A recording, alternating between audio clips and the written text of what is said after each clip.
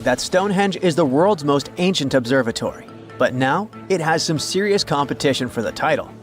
Nabta Playa was built more than 2,000 miles away in southern Egypt and thousands of years before Stonehenge and even the pyramids of Giza.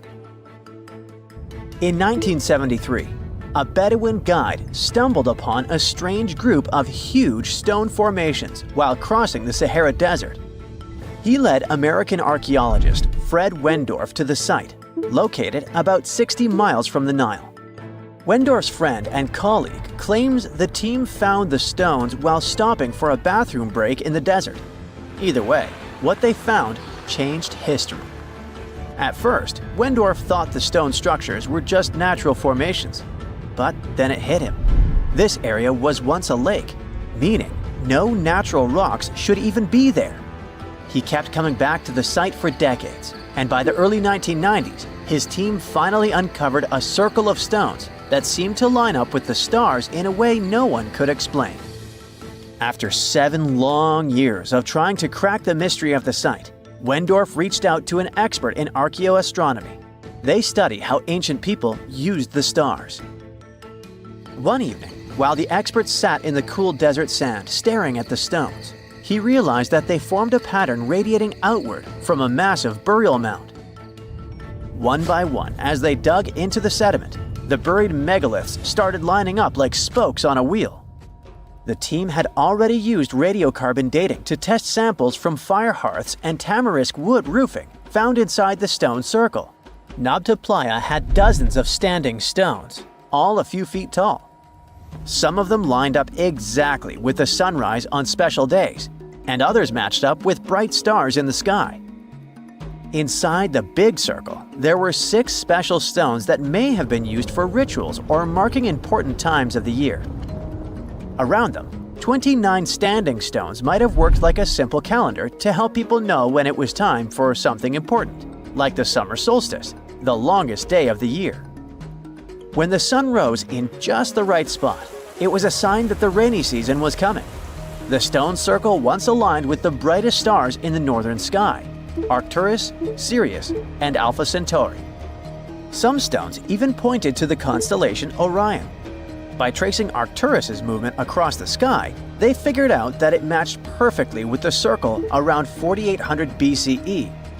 That means it was the oldest astronomical site ever discovered.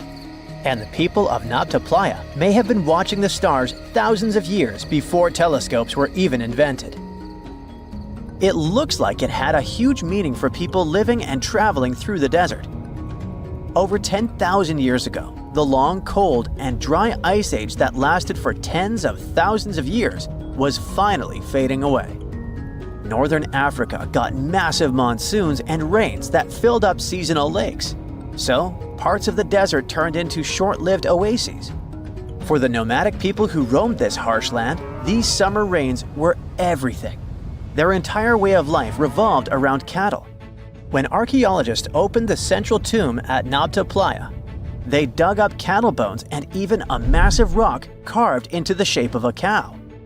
The people who built it used the stars to guide them and find hidden watering holes like Nabta Playa, which likely held water for about 4 months a year, starting with the summer monsoons. But there was no North Star back then, so instead they navigated using bright stars and the way the sky seemed to spin in circles above them.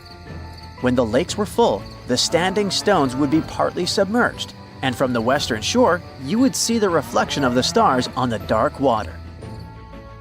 Nabta Playa is way less famous than Stonehenge, perhaps because its stones were buried and the famous site in England was open to visitors for thousands of years. Sadly, when Nabta Playa did become famous, some tourists ruined parts of it by moving stones around, which messed up the ancient star alignments. To protect it, the authorities moved everything to a museum where people can see the stones and the carved cow statue without damaging them. The Egyptian observatory isn't the only construction similar to Stonehenge. It has versions that were used for different purposes, from Germany and France to the US and the Andes in northern Peru. This last one is actually one of the oldest big structures ever built in this region. The circular plaza is made of 2 giant stone walls arranged in a ring. It was likely used for ceremonies and gatherings. Scientists have carbon dated it to be about 4,750 years old, which means it was built before the Great Pyramids of Egypt and Stonehenge. The plaza had 2 entrances and a special layer of clay, soil, gravel, and charcoal underneath. It was carefully planned and built. Archaeologists also found ceramic pieces, quartz crystals, and gemstones at the site, so it was definitely a special place. People visited it for centuries, but at some point it was sealed off, probably because of changing beliefs and traditions. The most recent discovery was the remains of a large timber circle roughly the same age and with parallels to Stonehenge, all the way up in Denmark. This open-air structure was likely part of a special area where prehistoric people from the late Neolithic and early Bronze Age gathered for rituals and ceremonies. The circle was made up of 45 giant wooden posts, forming a huge ring about 100 feet wide. The wood is gone now, but scientists believe tall timbers once stood in the holes and created an impressive wood henge. No one knows exactly what these circles were used for, but archaeologists have found animal bones and food remains at similar sites. So people probably used to gather there for feasts and rituals. In 2024, scientists found 2 ancient stone circles from the Neolithic period in Dartmoor National Park in England. Some archaeologists believe they might form a sacred ark. Many of Dartmoor's stone structures were built in a curved shape on the high ground in the center of the area. A long time ago, Dartmoor was covered in forests, so people may have used the high ground as important markers. One of the newly found circles fits inside this ark, but the other one is outside of it, to the north. This could have been an entrance point into the ark. There's also a raised bank of earth near the stones, which looks similar to other famous Neolithic sites, like the Ring of Brodgar in Scotland and Stonehenge itself. This means the people who built these circles may have visited Stonehenge or been inspired by it.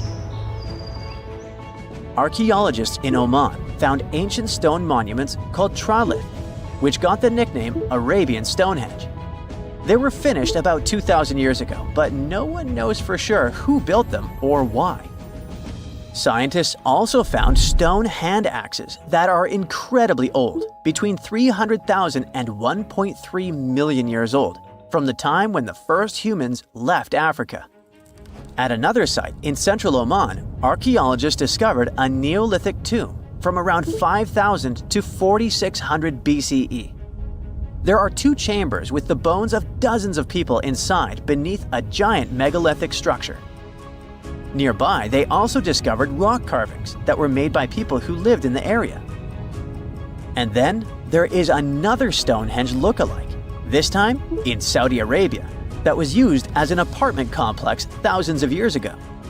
Archaeologists discovered a total of 345 stone circles by looking at aerial photos of a lava field. Each circle is between 13 to 26 feet and has at least one large standing stone in the middle.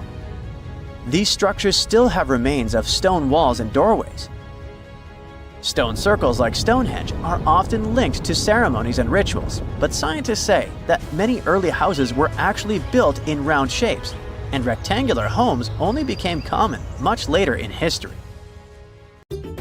You plan to spend your summer vacation in Africa. The final destination is the Sahara Desert. It's located in northern Africa, stretching from the Atlantic Ocean to the Red Sea. You're excited to ride camels and learn about the region's rich cultures. You hop on an extensively long flight, and finally, you are here. You find yourself in the world's biggest hot desert. Can you believe it's 3 million square miles? You're ready for your first adventure after drinking liters of ice-cold water. The guide gives you a choice. You can spend 2 weeks visiting a collection of oases, or you can help them solve an ongoing local mystery. Deep into the desert, near this Algerian town, lies a mystery begging to be solved. A collection of huge, spotted circles in the sand. There are dozens of them, stretching for miles in a straight line. The circles were first identified via Google Earth images several years ago. People have debated them for years, but no one seems to know the answer. The strange thing is that they are so many miles away from any towns, roads, or human activity. The quickest way to discover the truth behind the circles is asking questions. You grab your notebook and set out to talk to locals. Everyone is helpful in this scenario: geographers, anthropologists, elders, and historians. The first person you talk to is a map expert. You need to understand if those circles were authentic or a satellite glitch. You end up interviewing the people who take Google Earth satellite pictures. The circles are really there. They appear in multiple pictures from many years. Then, let's understand why they are there in the first place. After 2 days of interviews, you have your first lead. The circles could be the result of oil activity. Experts explained why this would make sense. Algeria is a rich area for natural resources, so this would be a sensible guess. Usually, to find out if there is anything worth extracting, companies would undertake seismic surveys. Seismic surveys are a way of analyzing the Earth's surface by sending shock waves into the ground. Depending on how these waves bounce back, you'll know what is located there. A special vehicle could have marked the soil that way. So, did we unravel the mystery? Not quite so. As you know, the Sahara Desert is one of the driest areas on the planet. The average high temperatures in summer are over 104 degrees Fahrenheit. To survive there, people need to find ways of accessing water. So, these circles could be a kind of ruin or leftovers from ancient water wells. Again, I'd say this is a sensible guess. Ready for some fact-checking? Some anthropologists agree that these circles could be ancient fogueras. Foguera is the name of a 2,500-year-old style of irrigation system, usually found in northern Africa. It is also known as a qanat in other places in northern Africa. Locals would dig a deep well at an elevated point, deep enough to tap into underground water. They would then dig parallel shafts at regular distances. Then they would dig an underground channel that connected the city to the well. Solely with the help of gravity, water would run from the well to the city. This traditional technology provided water for crops, livestock, and humans. Now, let's say these wells made human-made oases possible. Even the closest municipality name was an indication that this could be true. The name Fogueret Essaouira is actually named after Foguerets, these ancient wells. Now, this lead was proving to be very accurate. You decide to travel over there to see for yourself. You take a local bus, sit back, and enjoy the ride. The landscape in northern Algeria is filled with ancient-looking towns. You even see ruins of wells along the way, on the outskirts of smaller cities. Opening Google satellite images, you can see the qanat's markings on the ground, a series of holes running down several miles. But as soon as you arrive, you find out you were wrong. Dale Lightfoot, one of the world's leading experts on qanats, said that the circles were definitely not qanats. Even the satellite images confirm this difference. Uh-oh, we were so close. Apparently, qanats or fogueras would not run down a straight line. They wouldn't be shaped like circles. Another clue that this wasn't the case was that there were no towns at the end. The circles were really far away from any human activity, and qanats were explicitly built to provide water for human settlements. Well, it sure was a good try. You almost gave up on this mystery when you decided to take one more field trip. It was days of preparation, pick up cars, food, equipment, all so that the mystery of the Sahara circles could be unraveled. On the first day, you drove over 99 miles into the desert. You were always curious to see what this part of the world looked like. Over there, you see nothing but mustard yellow dunes. The night sky is pretty decent though. You can see the entire Milky Way with your own eyes. You set up camp and sleep under a canopy of stars. The next day, tension grows. There's no cell reception. Oh dear. But thankfully, you added the coordinates of the circles to your Google map. And surprise, the offline mode works out there. You follow the coordinates, but it leads you astray. You start to get nervous, thinking this was all in vain. But you and the team get into the car and drive a few more miles past the coordinates on your phone. After a very bumpy ride, you can't believe your eyes. There it is, an enormous crater dug on the sand, surrounded by 12 smaller holes. From up high, it looks like a clock, without the pointers, of course. On the ground, they're very faint, So faint you almost missed them. Searching the area, you notice all the holes had something similar: metal wires, thin wires that you can pull from the ground. They're buried deep, so you start digging. An object starts to reveal itself. Uh-oh, it looks like old dynamite. This certainly surprises you. Better stop digging to avoid any accidents. At the end of the survey, you feel satisfied, but still curious. What could all this dynamite mean? And who put it there? What comes next is the turning point of your adventure. Walking back to the car, you see something shining on the ground. You approach the item with curiosity. It's round and rusty and looks like a sardine can. What's that doing here? Could this give you more clues about the circle's mystery? Just in case, you pick it up and put it in the car. Back in the city, the puzzle pieces start to reveal the story behind the Sahara circles. You bring photos and the sardine can and show them to local experts. They analyze your material and give you an intriguing verdict. As it turns out, guess number 1 was the closest one to the truth. So, what happened to the first guess? Why do we need to keep digging deeper? Well, because it was only half right. The Sahara circles are not a historical footprint of seismic surveying. Back when the circles were made, this technology didn't even exist. But they sure are related to oil exploration. The dynamite-filled holes were an old method for oil searching. The circles are the leftovers of surveyors looking for resources underground. And the sardine cans? Well, they were left by the workers who held explosion works. You gotta eat, right? According to the model of the can, this happened more or less around the 1950s and 1960s. So these circles aren't even that ancient. More like modern ones, if you ask me. Well. Hope you are glad you tagged along and helped unravel this mystery. See you in the next mystery-solving adventure.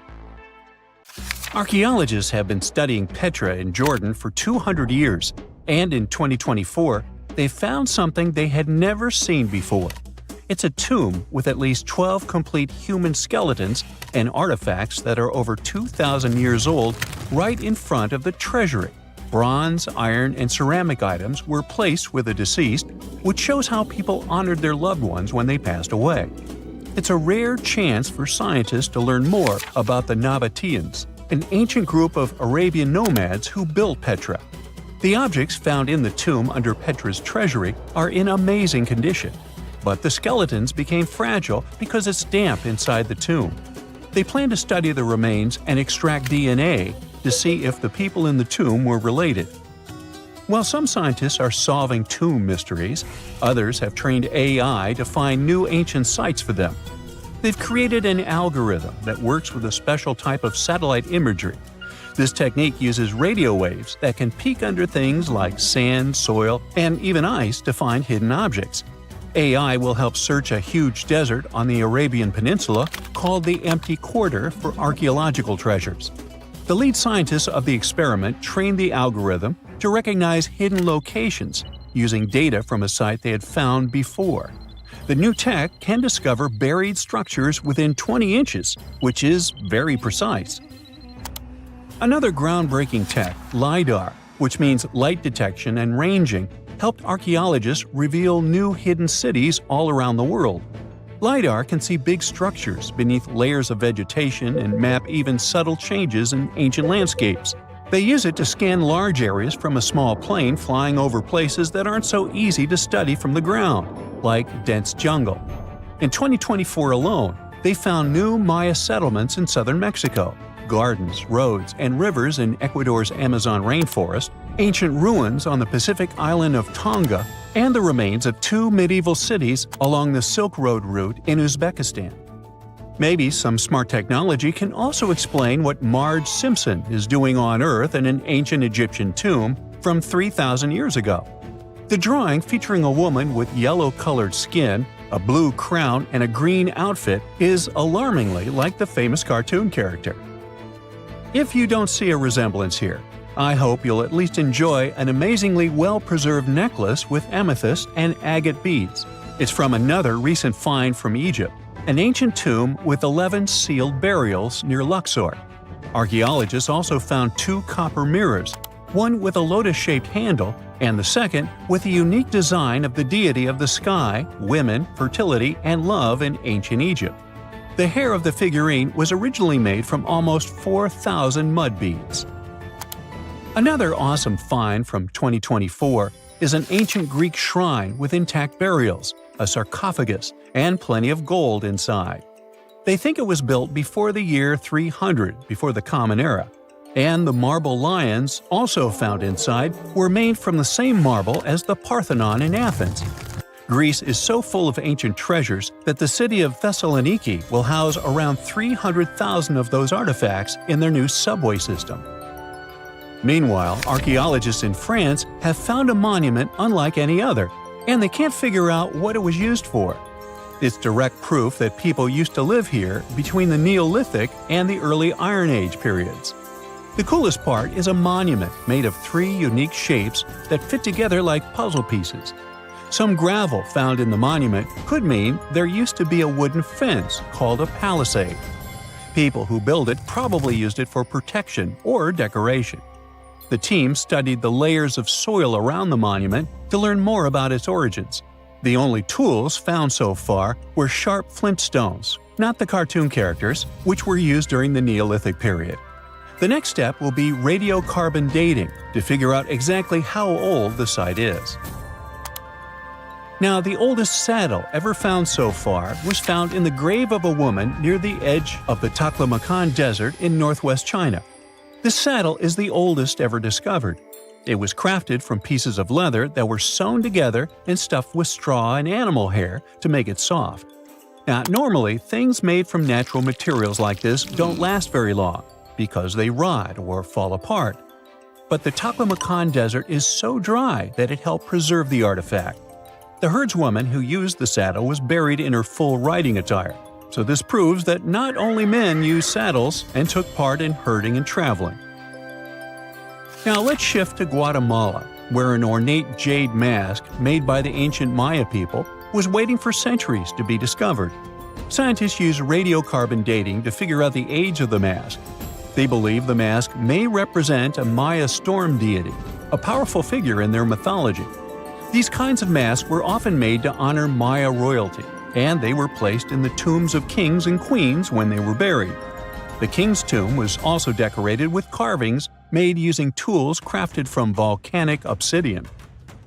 After 15 years of searching, scientists may have finally figured out where the altar stone of Stonehenge comes from. They compared the tiny minerals inside the altar stone with rocks from many places in Wales and England and ruled out lots of spots. Then they found the perfect match with a place in Scotland, more than 466 miles away from Stonehenge. This area might even be Orkney, a group of islands in the far northeast of Scotland where a lot was going on during the Neolithic period. The big question now is how ancient people moved such a massive stone so far.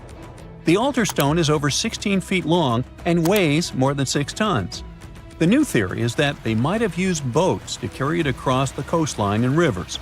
Once it was close to Stonehenge, they theoretically dragged it across the land using wooden sleds, ropes, and a lot of teamwork. Meanwhile, in the north of France, an ancient home popped to the surface during the construction of a new house. It turned out to be a luxury urban house for the elite from the 2nd century of the Common Era. The inside of the house was destroyed by a fire, but under the destroyed layer, there are beautiful, real-size fresco paintings. Turkish archaeologists unearthed the arm and foot bones of elephants that lived around 9 million years ago. They also found fossils of early horses, giraffes, and even saber-toothed cats. They've already identified 43 distinct types of animals from this site and collected more than 4,000 fossils. One more cool find from Turkey is a 64,000-year-old workshop inside Incaja Cave. It looks like people used it for 24,000 years non-stop. There are some tools inside, like flakes and blades, which were made inside the workshop. In eastern Turkey, a farmer accidentally found a 1,000-square-foot mosaic from the late Roman or early Byzantine period just beneath the dirt. Experts say it's a one-of-a-kind thing from this region and is still in one piece after all this time. The pattern shows dozens of trees, plants, and animals that were found in ancient Turkey. There could be more treasures in the area, so they plan to keep digging. Our final stop will be in Sicily, where archaeologists uncovered a huge ancient thermal complex. Inside, they found 2 rooms with floors covered in colorful mosaic designs, along with a large courtyard surrounded by arched wings. As they kept digging, they discovered more parts of the ancient city. They found new roads and the remains of a huge complex, along with stretches of old stone walls that were part of the city's fortifications. These discoveries are helping scientists imagine what the city might have looked like during ancient times. No one knows for sure whether the bathhouse was built by the Greeks or the Romans, since both civilizations lived in Sicily long ago. You're flying over the Sahara Desert in a small, light aircraft when you spot something truly weird. It seems to belong to a very different part of the world, the ocean. But what ocean can be huge enough for this monstrous sea star to dwell there? You descend and realize that it's not a sea star. It's a towering dune with a pretty unique shape, and it's not alone. From afar, these magnificent sand structures look a bit like pyramids. They have pointed tops and radiating arms. Called star dunes, they're the most complex and largest desert dunes in the world. They're the tallest of their kind, but that's not the coolest thing about them. Researchers have found similar formations on Mars and even on one of Saturn's moons, Titan. Star dunes aren't super rare, but they're especially widespread in southeastern Morocco near the border with Algeria. That's where you're flying at the moment, and the breathtaking dune you're marveling at is Lella Lalia, probably the most famous of them all, a giant 330 feet tall. Scientists believe that it formed in less than 1,000 years. How about doing some research to find out more about these unusual formations? There, I see a great spot for landing. Star dunes got their name because of their multi-armed shapes. They form in areas where winds change direction throughout the year. But even though you can find them in different places on our planet, there is just one confirmed star dune in the rock record, the collective record of Earth's development reflected in preserved rocks. The star dune in question is in Scotland, and it's ancient, from about 250 million years ago. That's all we know about super old star dunes. Probably because we don't know what to look for to identify one. Another problem: star dunes often form in remote locations, which makes them extremely difficult to study. Imagine reaching the nearest settlement, then somehow traveling who knows how many miles to the dune itself, and then slogging up several hundred feet of shifting sand. I'll pass. But you can go since you've already landed, and the dune is right here in front of you. Currently, you're in a dune field called Erg Shabi. Lucky for you, this area has long become a popular tourist stop. Look, in the distance, there are hotels and even a good road. Scientists who examined Lella Lalia before you used ground-penetrating radar to find out more about the sand formation. This equipment can detect the tiniest differences in sand grain sizes and water content under the surface of the dune. That's how you can create a picture of its interior layers. Look out! Phew, it was a close call. See this trench? The researchers dug such trenches to take samples of long-buried sands and then examined them. It's a pretty cool process. The thing is, while buried deep inside, the quartz in the sand accumulates radiation coming from natural sources within our planet. We can compare the grains of quartz to minuscule rechargeable batteries. They can store the energy they get from radiation. When researchers bring them to the laboratory, they can make the grains release that energy, which comes out in the form of light. Scientists can measure the brightness and say when the sand enjoyed sunlight for the last time. Now, when those experts who dug the trenches looked inside Lella Lalia, they were shocked. The enormous formation turned out to be very young, for a dune, of course. You'd expect a dune that is several hundred feet tall to be pretty old, like thousands or tens of thousands of years.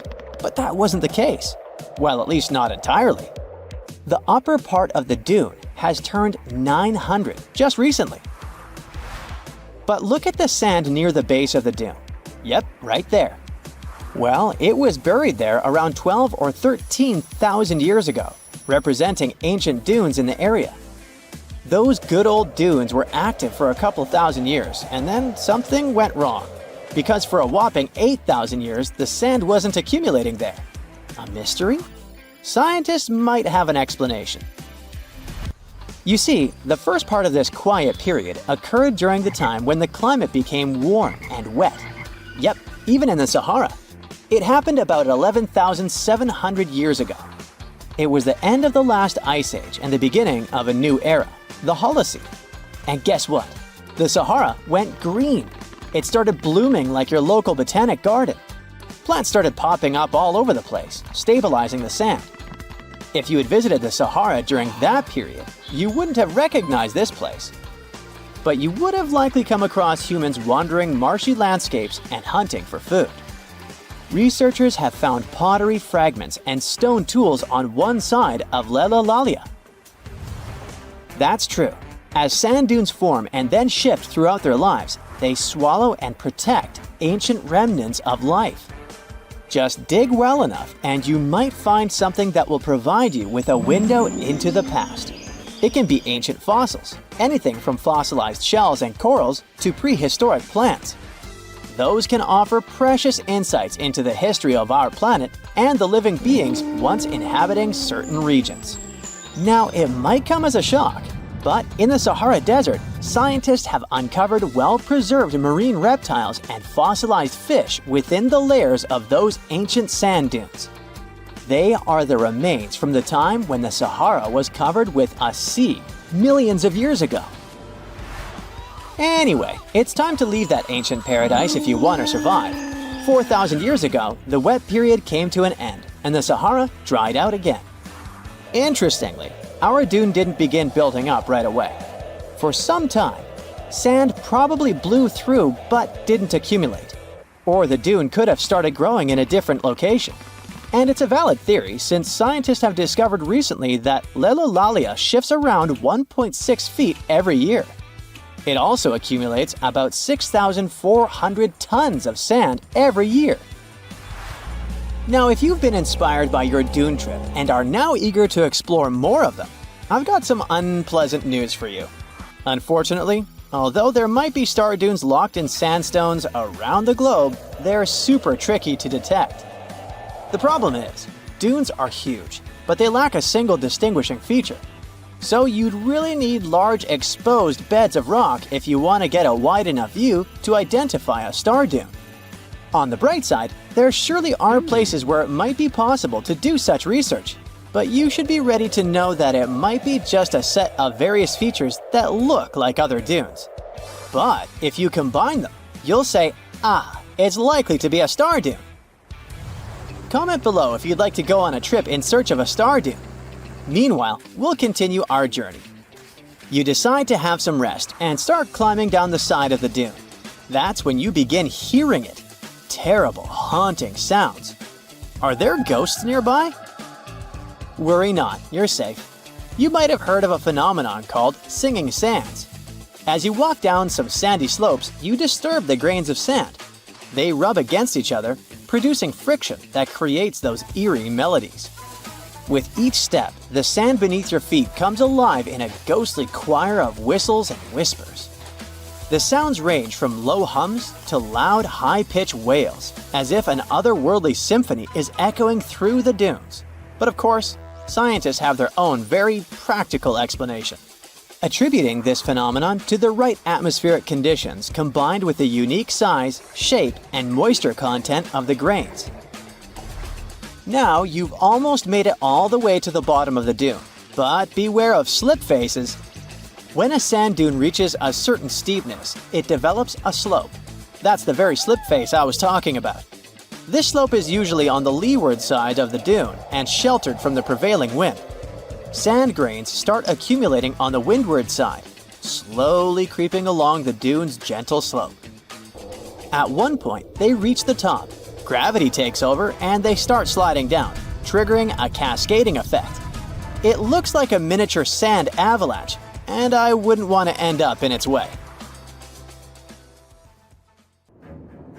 So the Sahara Desert is so big that it covers 8% of the world's territory.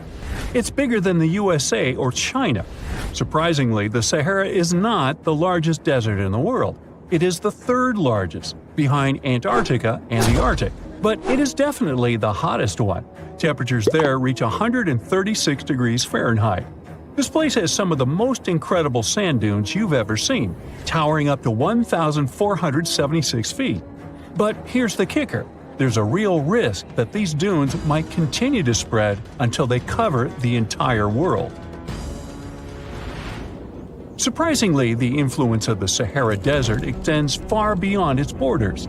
Its dust, carried by powerful winds, makes its way to the UK and across the European continent, particularly in winter.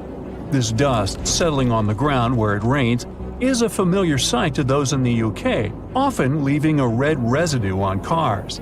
This connection between the Sahara, England, and Europe serves as a stark reminder of the global reach of environmental phenomena. You might think this is not a big deal, but it could turn Europe into a desert, leaving its soil infertile and Europeans with no food. Soil is a fundamental aspect of human existence, just as crucial as clean water and air. Without it, we're left with nothing but a bleak and barren landscape. The Sahara Desert has already made its jump across the Mediterranean Sea, which is concerning and could change the landscape forever.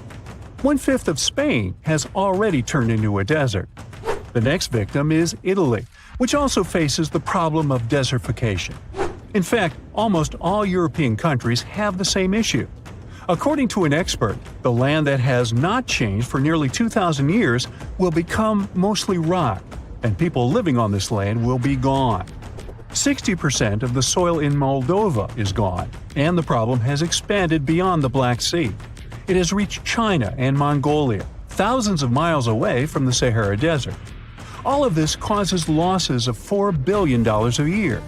The threat is so significant that even the UN has gathered the necessary resources to solve the problem as soon as possible. Italy is sending help to Africa to stop the Sahara Desert from expanding. If this process does not stop in the next 10 years, millions will be forced to leave their homes. The Sahara Desert is growing for approximately 30 miles per decade. You do the math and see how long it will take to cover Europe. Since 1920, the Sahara has expanded by around 10%. But not all hope is lost because more than 172 countries have joined to put a stop to the desertification of the world. The World Food Program is a project that aims to help bring back green land that was once present in the Sahara. When they told people who called the Sahara home what they were about to do, the latter basically laughed in their faces and said it was impossible.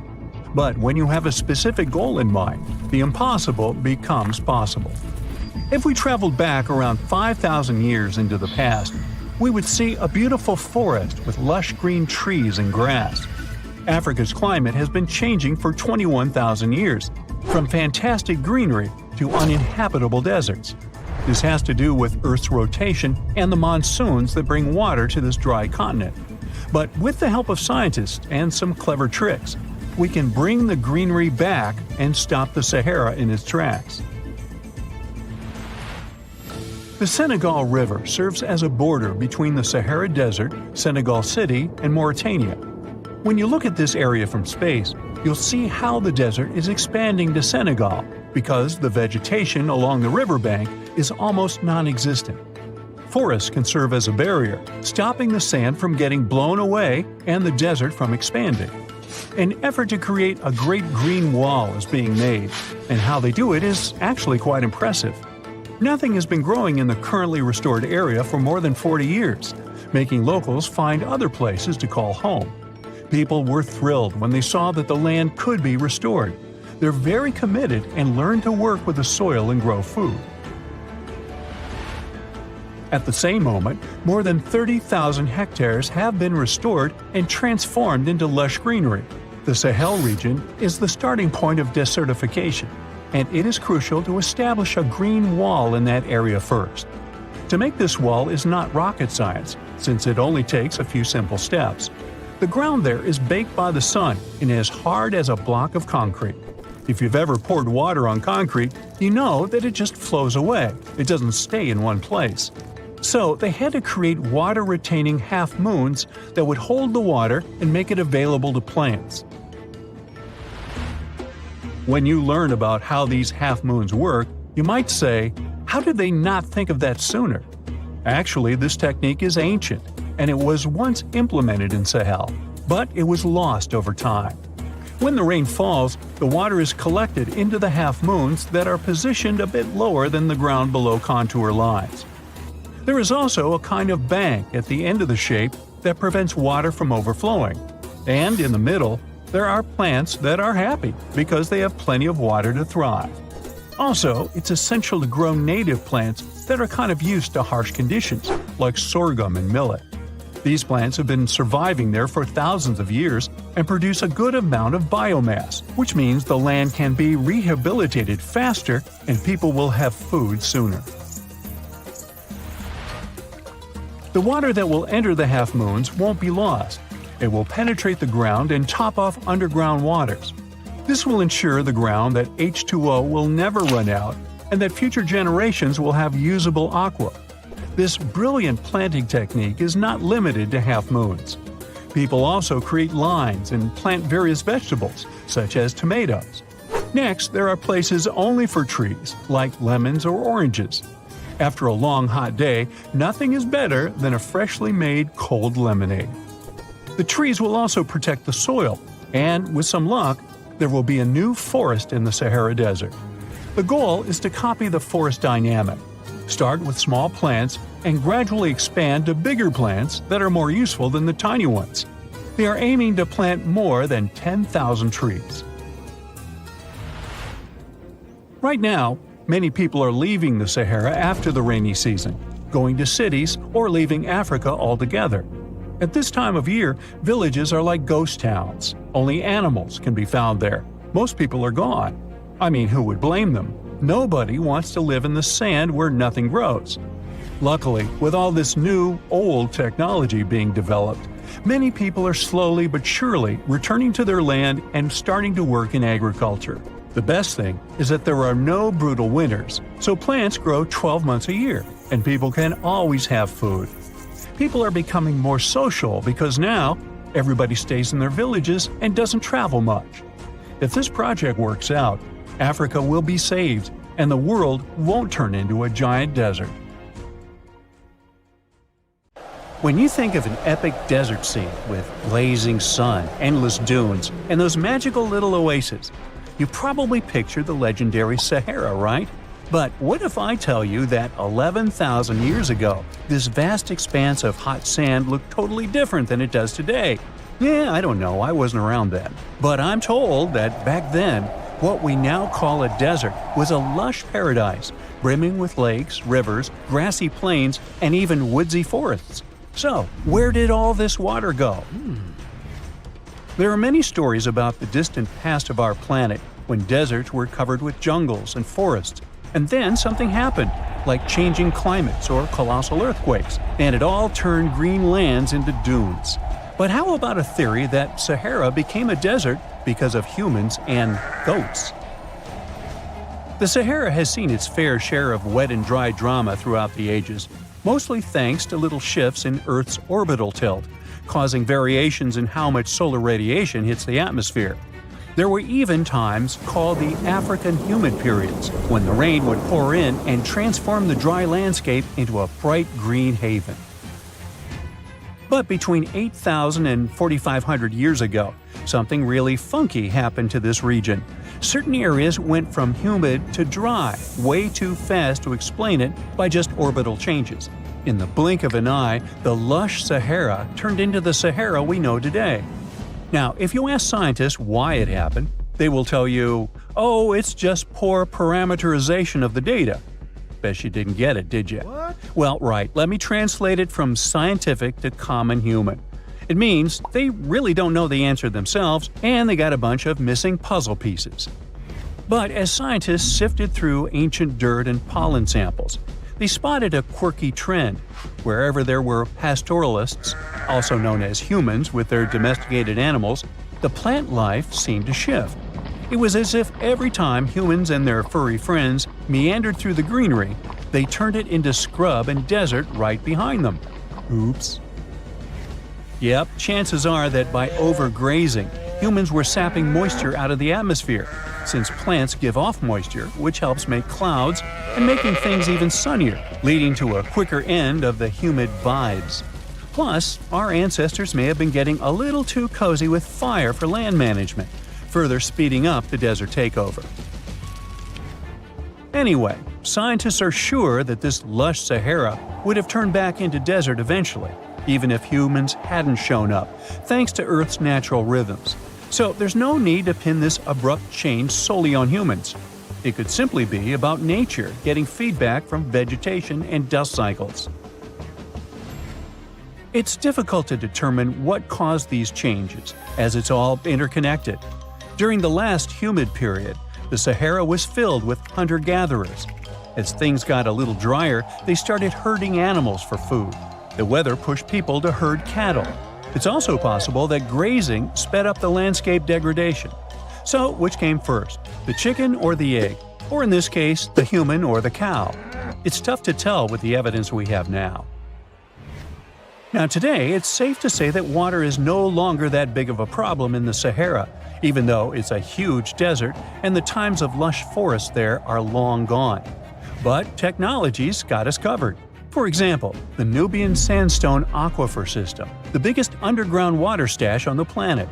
It's nestled beneath the Sahara Desert's eastern edge and stretches across 4 northeastern African countries – Sudan, Chad, Libya, and Egypt, covering a whopping 770,000 square miles and holding around 36,000 square miles of groundwater. Just look at the pipes transported when it was being built. It's the world's largest irrigation project. No wonder it's feasible to thrive in the Sahara today. But imagine thriving in the Sahara Desert with just one water source. Sounds like a tough gig, right?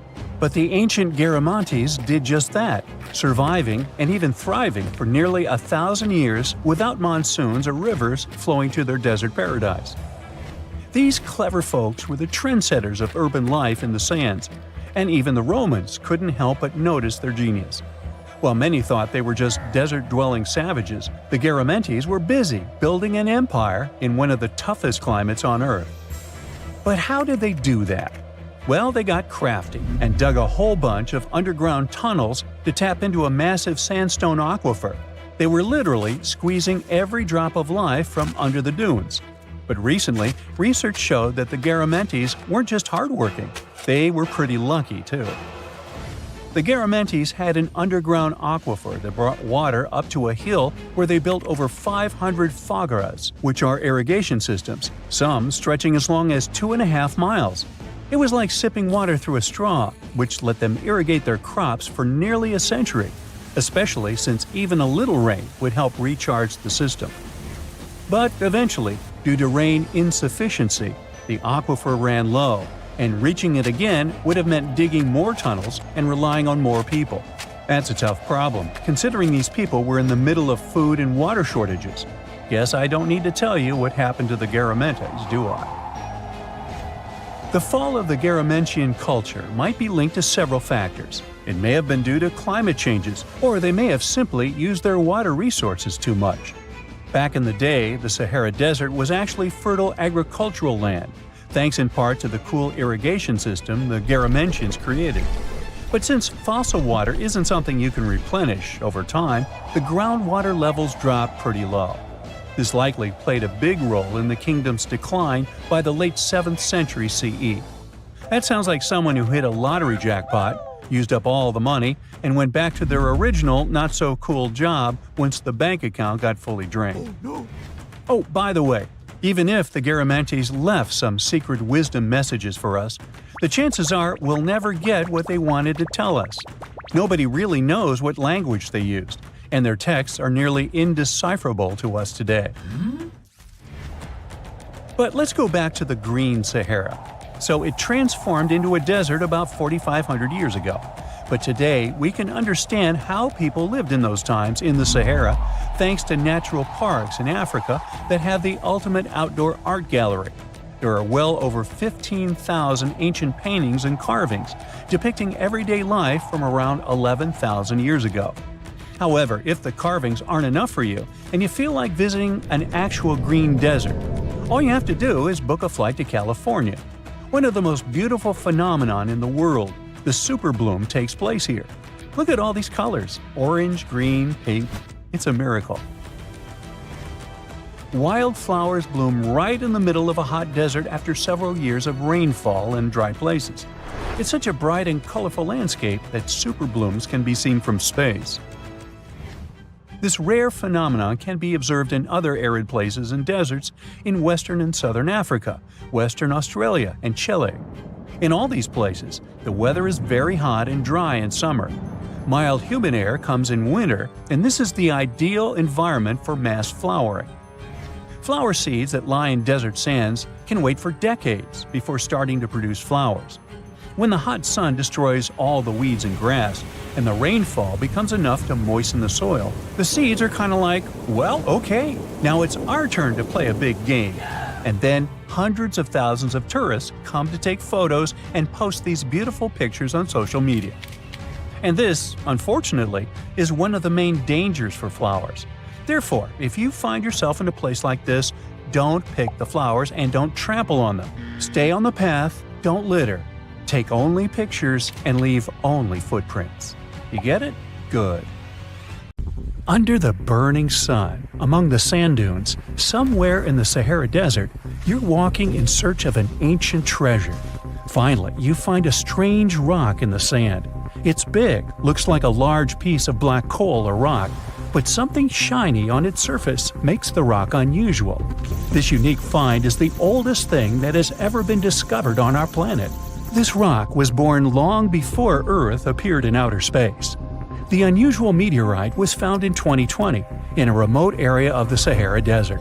Scientists have analyzed the isotopes of magnesium and aluminum on the stone's surface and found that its age is about 4.5 billion years.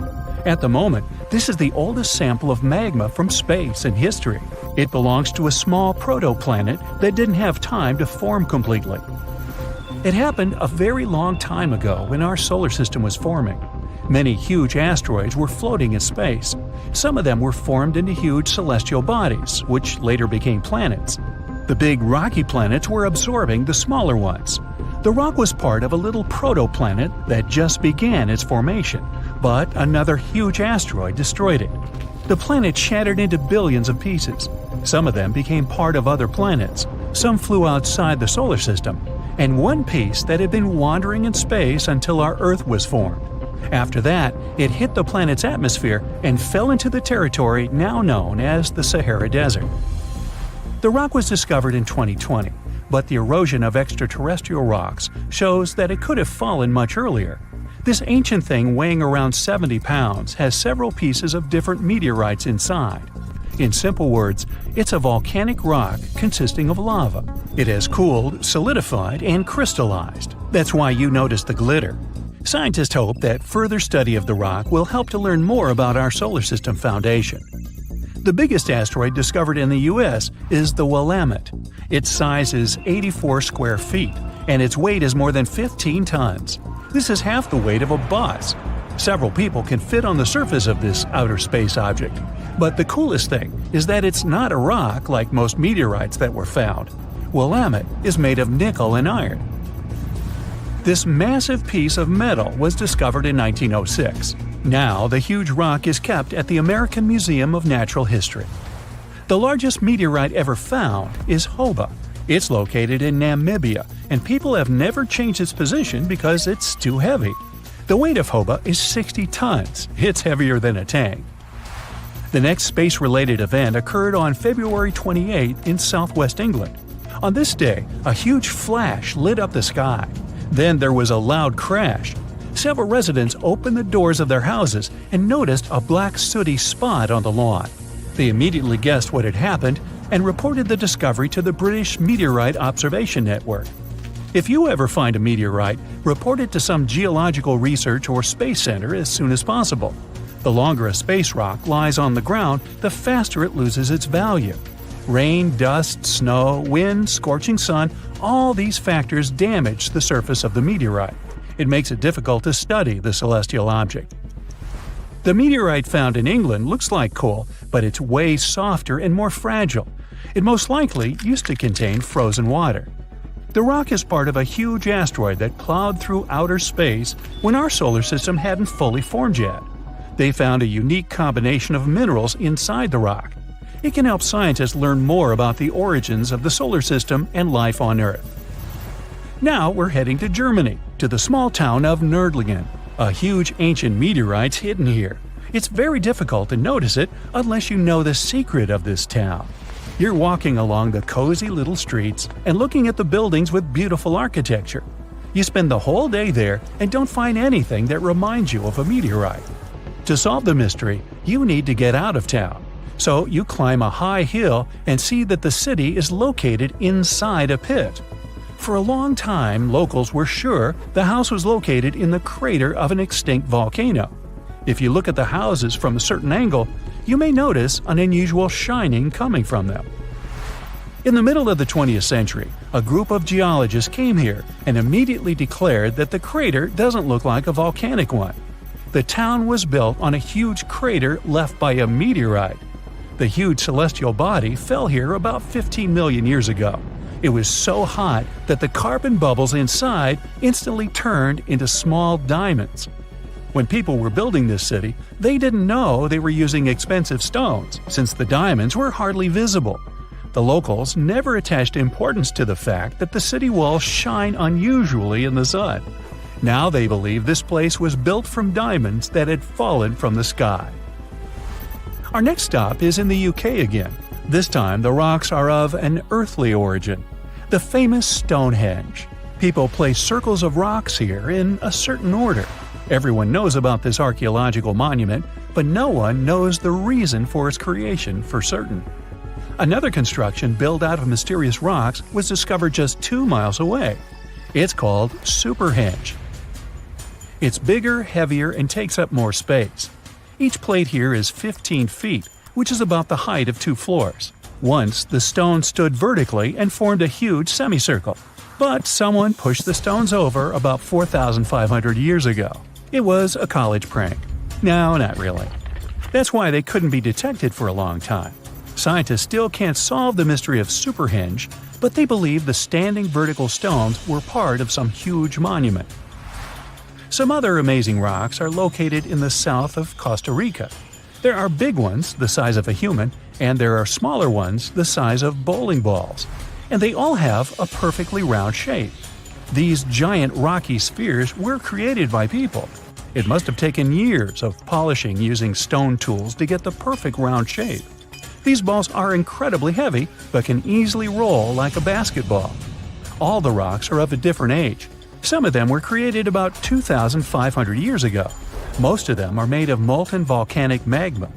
Until now, scientists don't know for what purpose these stones were used. They were found in different parts of Costa Rica, near big cities. It's possible that ancient civilizations installed them specifically to show the greatness of local kings. Also, many experts believe the rocks were used as a tool for studying astronomy. The people who knew their purpose of the rocks had disappeared, and the history of the stones was lost along with them. Let's finish our journey with the coolest archaeological find. You're walking through the desert of Peru and climbing a low hill.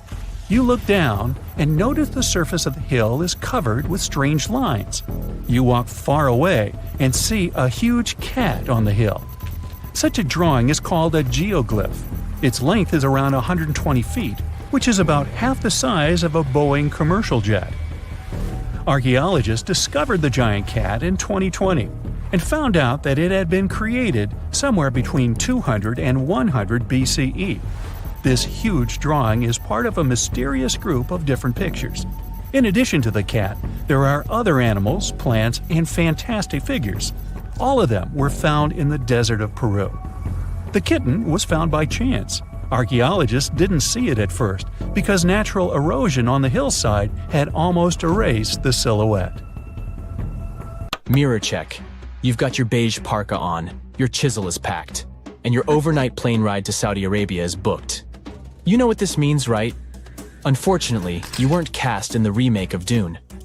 It just means that you're ready to go explore the world's largest desert areas in the hopes of uncovering prehistoric secrets about our ancestors. Let's get one thing straight. If you ever thought that deserts were empty spaces, think again. They might be filled with sand as far as the eye can see, but they also hold a lot of history. You know, because before humans settled down in cities and towns, we were nomadic people, and we traveled all around the globe looking for food, water, and shelter. So we had to come up with some interesting stuff to survive. Like this thing that was found in the desert of Saudi Arabia. Do you have any idea what this could have been? Over many years, scientists have discussed the origins and use of huge structures such as these ones. It seems our Neolithic ancestors were way smarter than we gave them credit for. They didn't spend all their hours around the fire carving weapons out of stone. No, they were also practicing their architectural skills.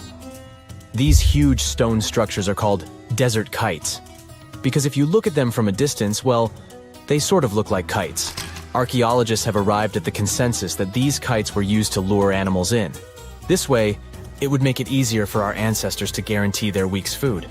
But that's not all. Take a look at these monolithic structures right here. They show us that our ancestors probably drew on rocks, the blueprint of what they were going to build on the ground. Just like modern-day architects, desert kites could be miles long, so they drew out a plan before actually building them. The most surprising feature of all is that these kites were built even before things such as Stonehenge. We're talking around 7,000 to 9,000 years ago.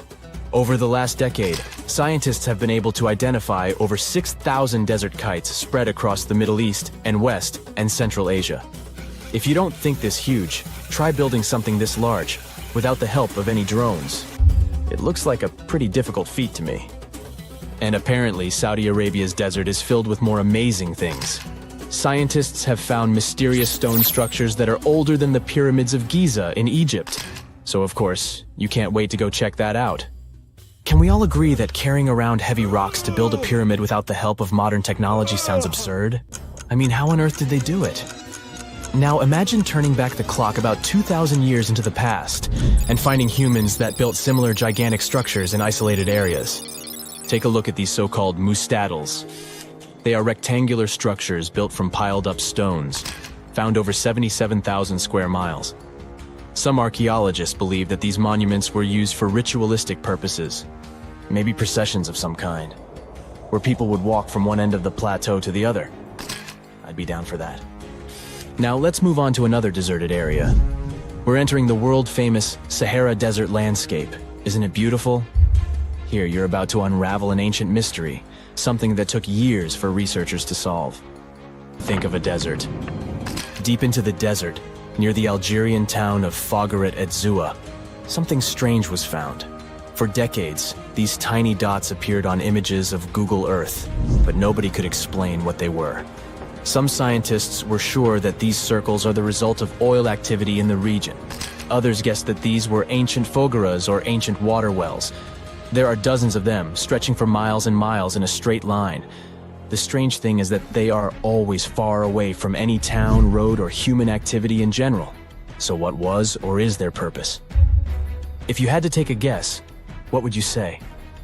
Remember we talked about how our ancestors had to be creative in order to survive in the desert?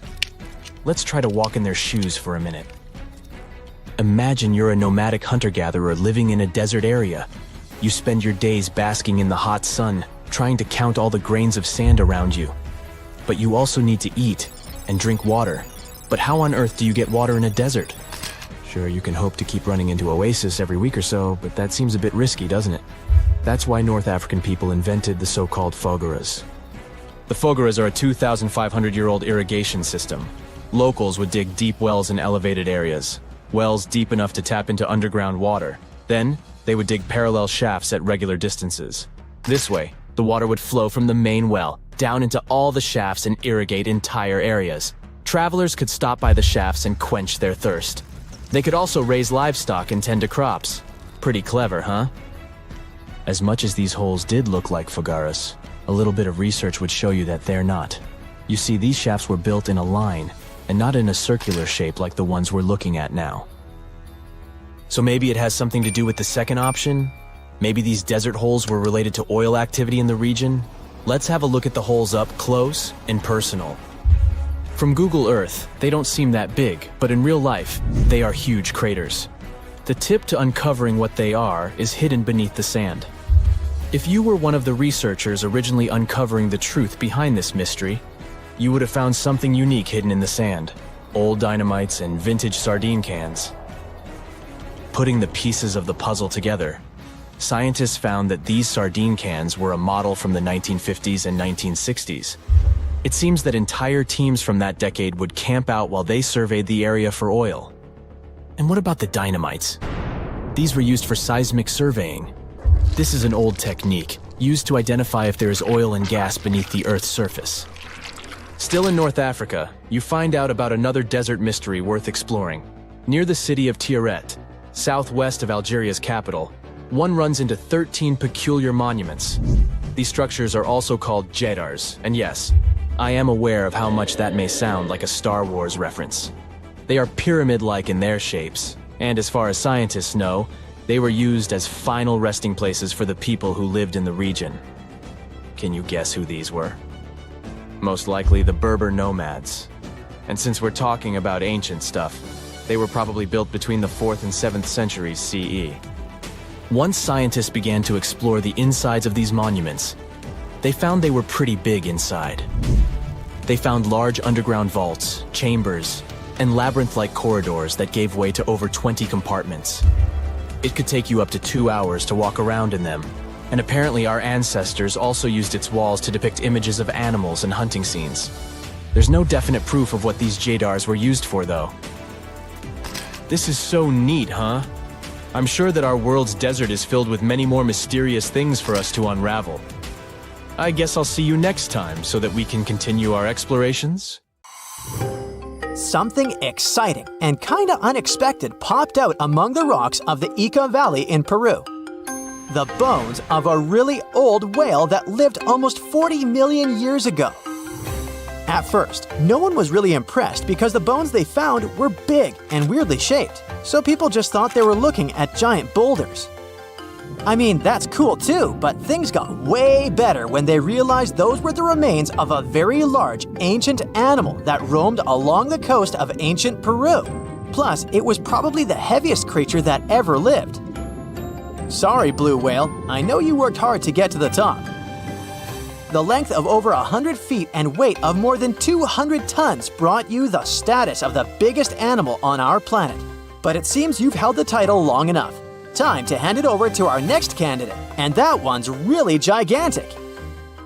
This ocean beast was probably shorter than the blue whale, but heavier, with a weight that could be between 93 tons and 370 tons. If it's closer to the higher number, it'll make Prehistoric the biggest animal ever known to have lived on Earth. And it seems its weight was the result of having extremely thick, dense bones. You can see such bones today in manatees or some other early whales. Dense bones are a great tool for such marine mammals. This feature makes them heavy and allows them to stay submerged most of the time.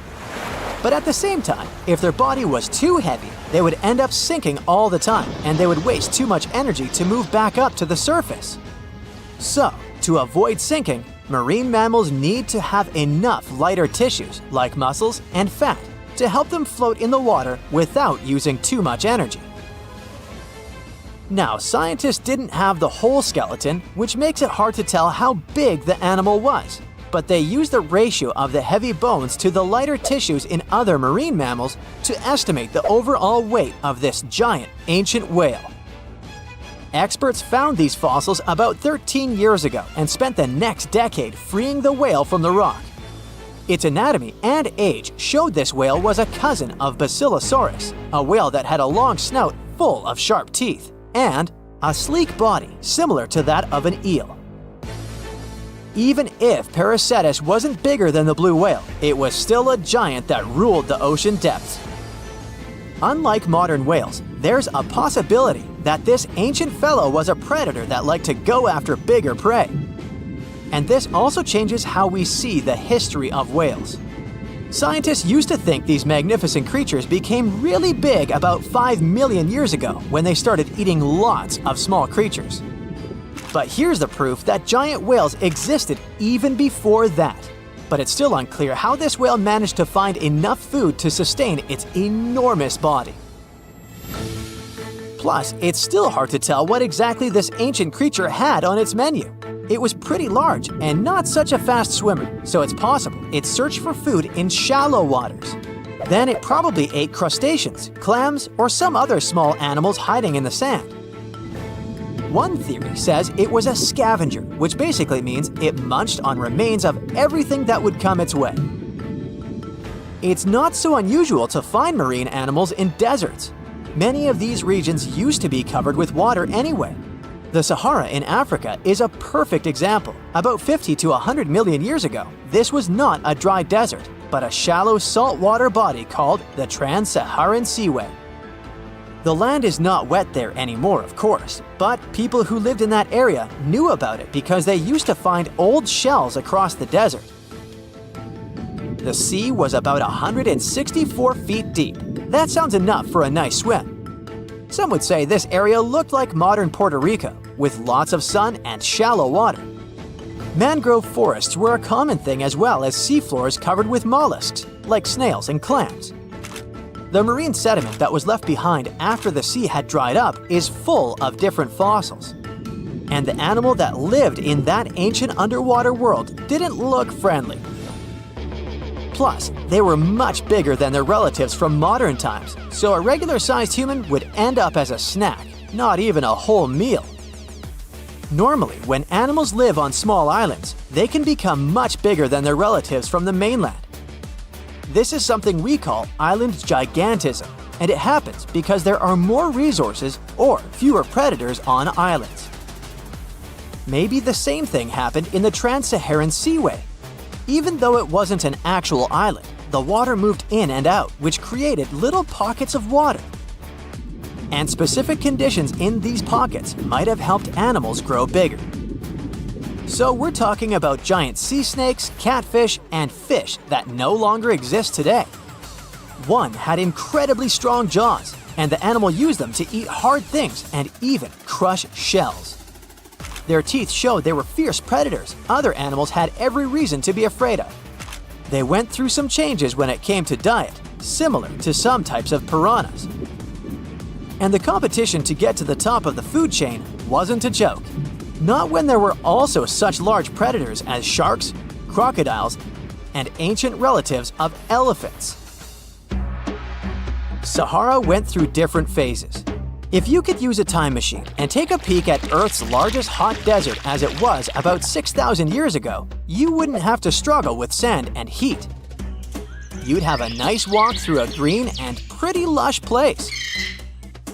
In the past, people who lived in that area didn't leave drawings on cave walls that showed camels, sand dunes, and scorpions. All those things you'd see in today's Sahara. Instead, they drew crocodiles. That's additional evidence that the Sahara used to have a lot of water and plants enough to support these big yet scary animals.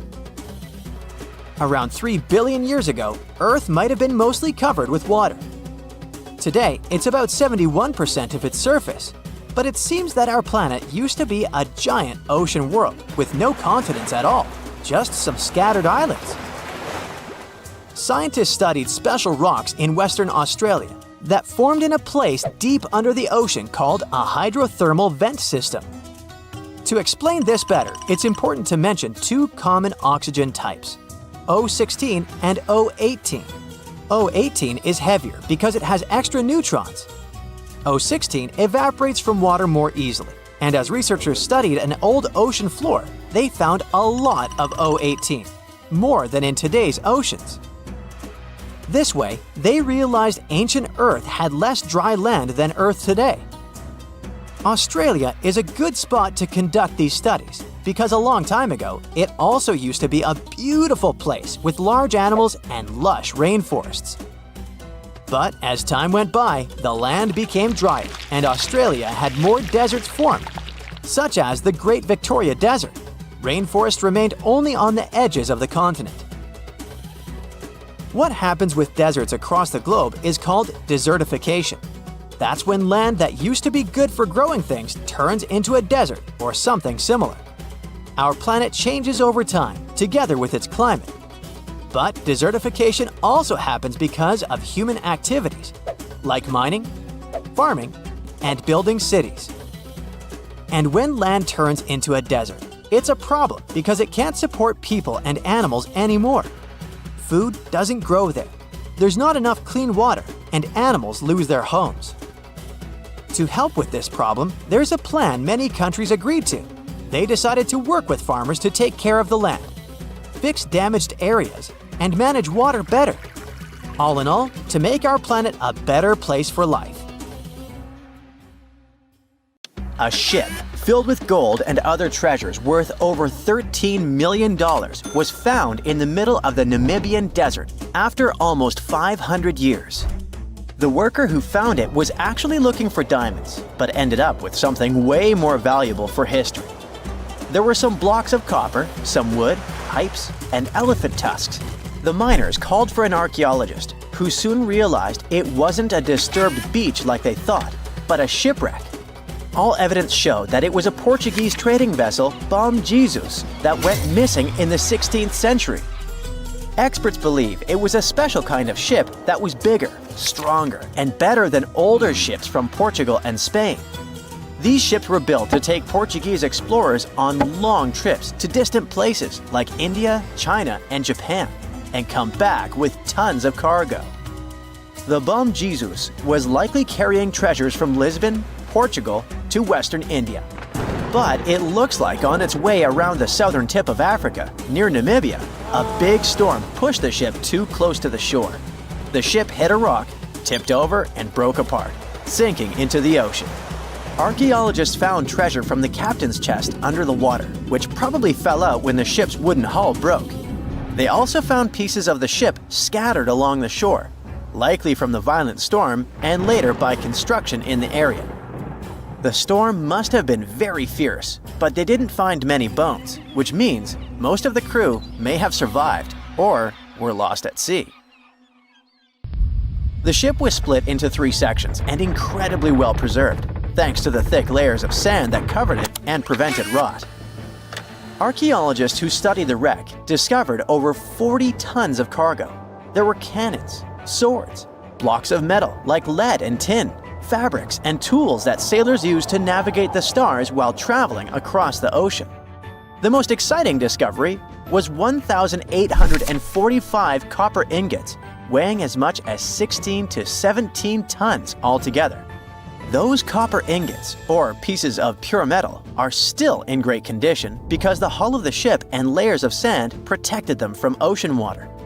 The scientists even managed to read the trademarks on them on site and learned they were made by a super wealthy German trading company.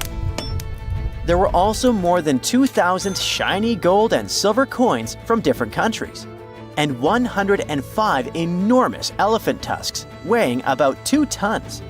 The tusks were likely supposed to become luxury items, like jewelry or carvings at the destination. Archaeologists took some DNA samples from the tusks and found that they came from West African forests and savanna elephants. Researchers were lucky that the ship was found in a restricted diamond mining area. No scavengers were able to get their hands on the treasures. The Bom Jesus remains the oldest and most valuable shipwreck that was ever discovered off the western coast of sub-Saharan Africa. Another shipwreck recently found by accident was buried under a 10-foot tall sand dune near the Caspian Sea. Some people call it the world's largest lake, and it has water levels that rise and fall over time because of the changes in weather patterns. These changes can move sand and uncover things like this shipwreck and other treasures along the coast. As the dune slowly disappeared, the ship started to show. Before digging it out, scientists worried that waves from the sea might damage the wreck. To protect it, they built a wall using thousands of sandbags to keep the waves away. When the ship was uncovered, They discovered it was a 3-masted, 92-foot-long merchant ship with a strong double hull. Wood samples showed the ship was built in the 18th to 19th century using trees like Scots pine, spruce, and larch from the Volga River area or the Caucasus. They even found buckwheat and plants from the same region, which were probably traded or used to feed the sailors. It proves that the ship was part of a group of merchant ships that once sailed the Caspian Sea. An amateur fisherman who was 20 feet under the sea off the coast of Turkey noticed some huge metal remains. He had an underwater camera, so he made footage of the discovery and took it to scientists. They immediately started an investigation and learned that it must be a shipwreck from the first decades of the 20th century. It could be one of the Ottoman Empire ships that had an important mission to deliver supplies, but disappeared without a trace. Scientists got permission to study this Black Sea wreck in detail to learn more about its mysteries. They're hoping to find its shipyard documents to find some answers, as the ship itself is in terrible condition and is tricky to work with. Robot submersibles that belong to an oil and gas company noticed hundreds of intact ancient storage jars sitting on the seabed in the eastern Mediterranean. Experts think those jars are 3,300 years old. This makes the find the oldest shipwreck from the deep sea. The jugs were probably used to store oil or other agricultural products like fruit. This proves that the people who made them organized maritime trade and had incredible navigational skills. It looks like the ancient mariners managed to traverse the Mediterranean Sea without a line of sight to any coast. All they could see was the horizon, so they must have used the sun and other stars to find their way. Off the coast of Sicily, under 20 feet of sand and rock, archaeologists found a shipwreck so old that they aren't even sure what materials were used to build it. They think the ship is from the 5th or 6th century BCE, which means it's over 2,500 years old. This ancient ship wasn't alone. Researchers also found 2 iron anchors shaped like an upside-down T from around the 7th century of the Common Era and 4 stone anchors from prehistoric times nearby. One of the stone anchors was broken and may have had wooden pieces attached to help it hold on to the seafloor. They figured out that the ship itself was built using the on-shell technique. The wooden planks of the ship were connected so tightly that they could support the ship on their own, with extra beams added just to make it stronger. Sadly, the ship's wooden hull is very fragile now because tiny sea creatures that eat wood have damaged it over the years. Scientists are being extra careful as they study it to make sure it doesn't fall apart. This discovery is such a big deal because it was built during a time when Sicily was super important for trade. Back then, the Greeks and Punics were trying to take control of the seas long before Rome became the ruler of the Mediterranean. By studying this ship, scientists hope to learn more about how people traveled and traded in those ancient times. One more shipwreck, this time off the coast of Kenya. Could be from Vasco da Gama's final voyage. This Portuguese explorer was the first European to reach India by sea around the Cape of Good Hope. Local fishermen discovered the shipwreck in question in 2013.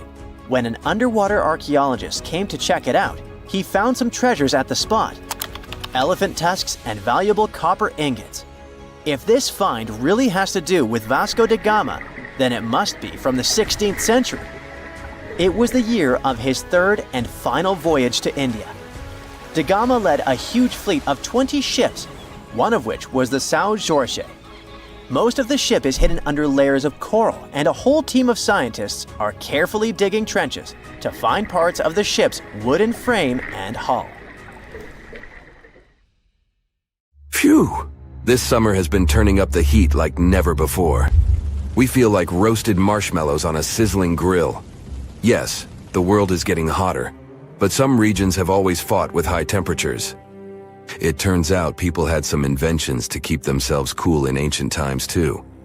Some of them are still functioning, even 3,000 years later. Let's take a look at how people saved themselves from heat throughout history. So, Put an ice cube into your cold drink and get ready to hear how people survived the heat. Speaking of ice cubes, do you know that the Persians made an ice storage system? In the deserts of ancient Persia, people had an out-of-the-box idea about how to prevent their food from turning into a melted mess. These ingenious Persians stumbled upon a physics trick that allowed them to create ice in the middle of the desert. They called these cool structures yakhchals, which basically means ice pits. These ice pits were not your ordinary coolers. They were like secret underground fridges. They looked like dome-shaped mud brick structures on the outside, but inside, it was a whole different world.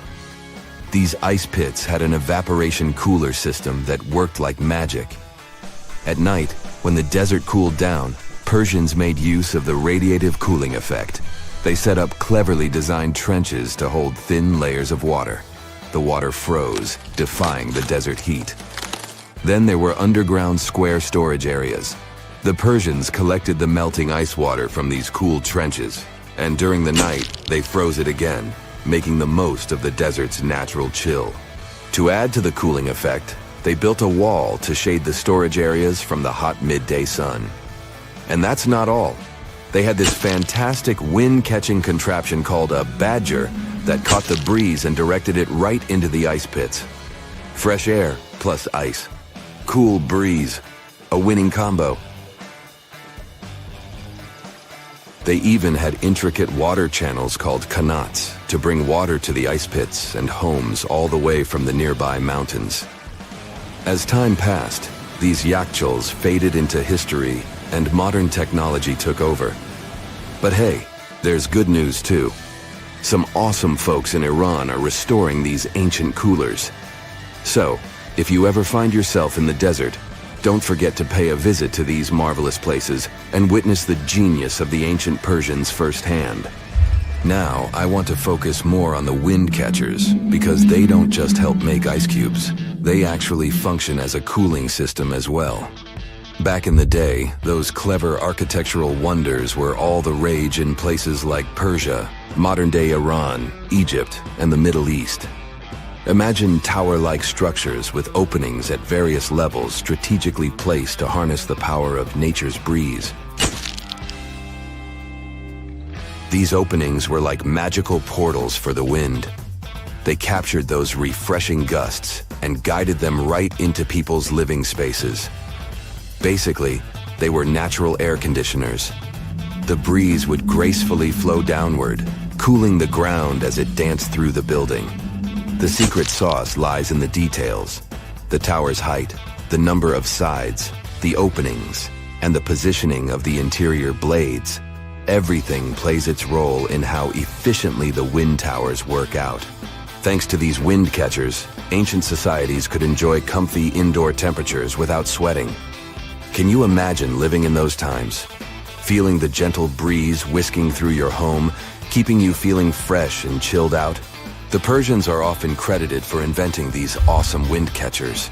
But hey, don't forget about Egypt. There, you can find traces of similar structures dating all the way back to 1300 BCE.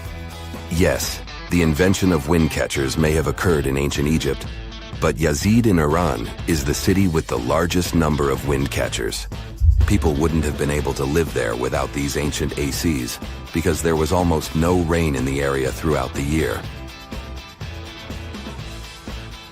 Now, let's look at these perforated double-skinned exteriors.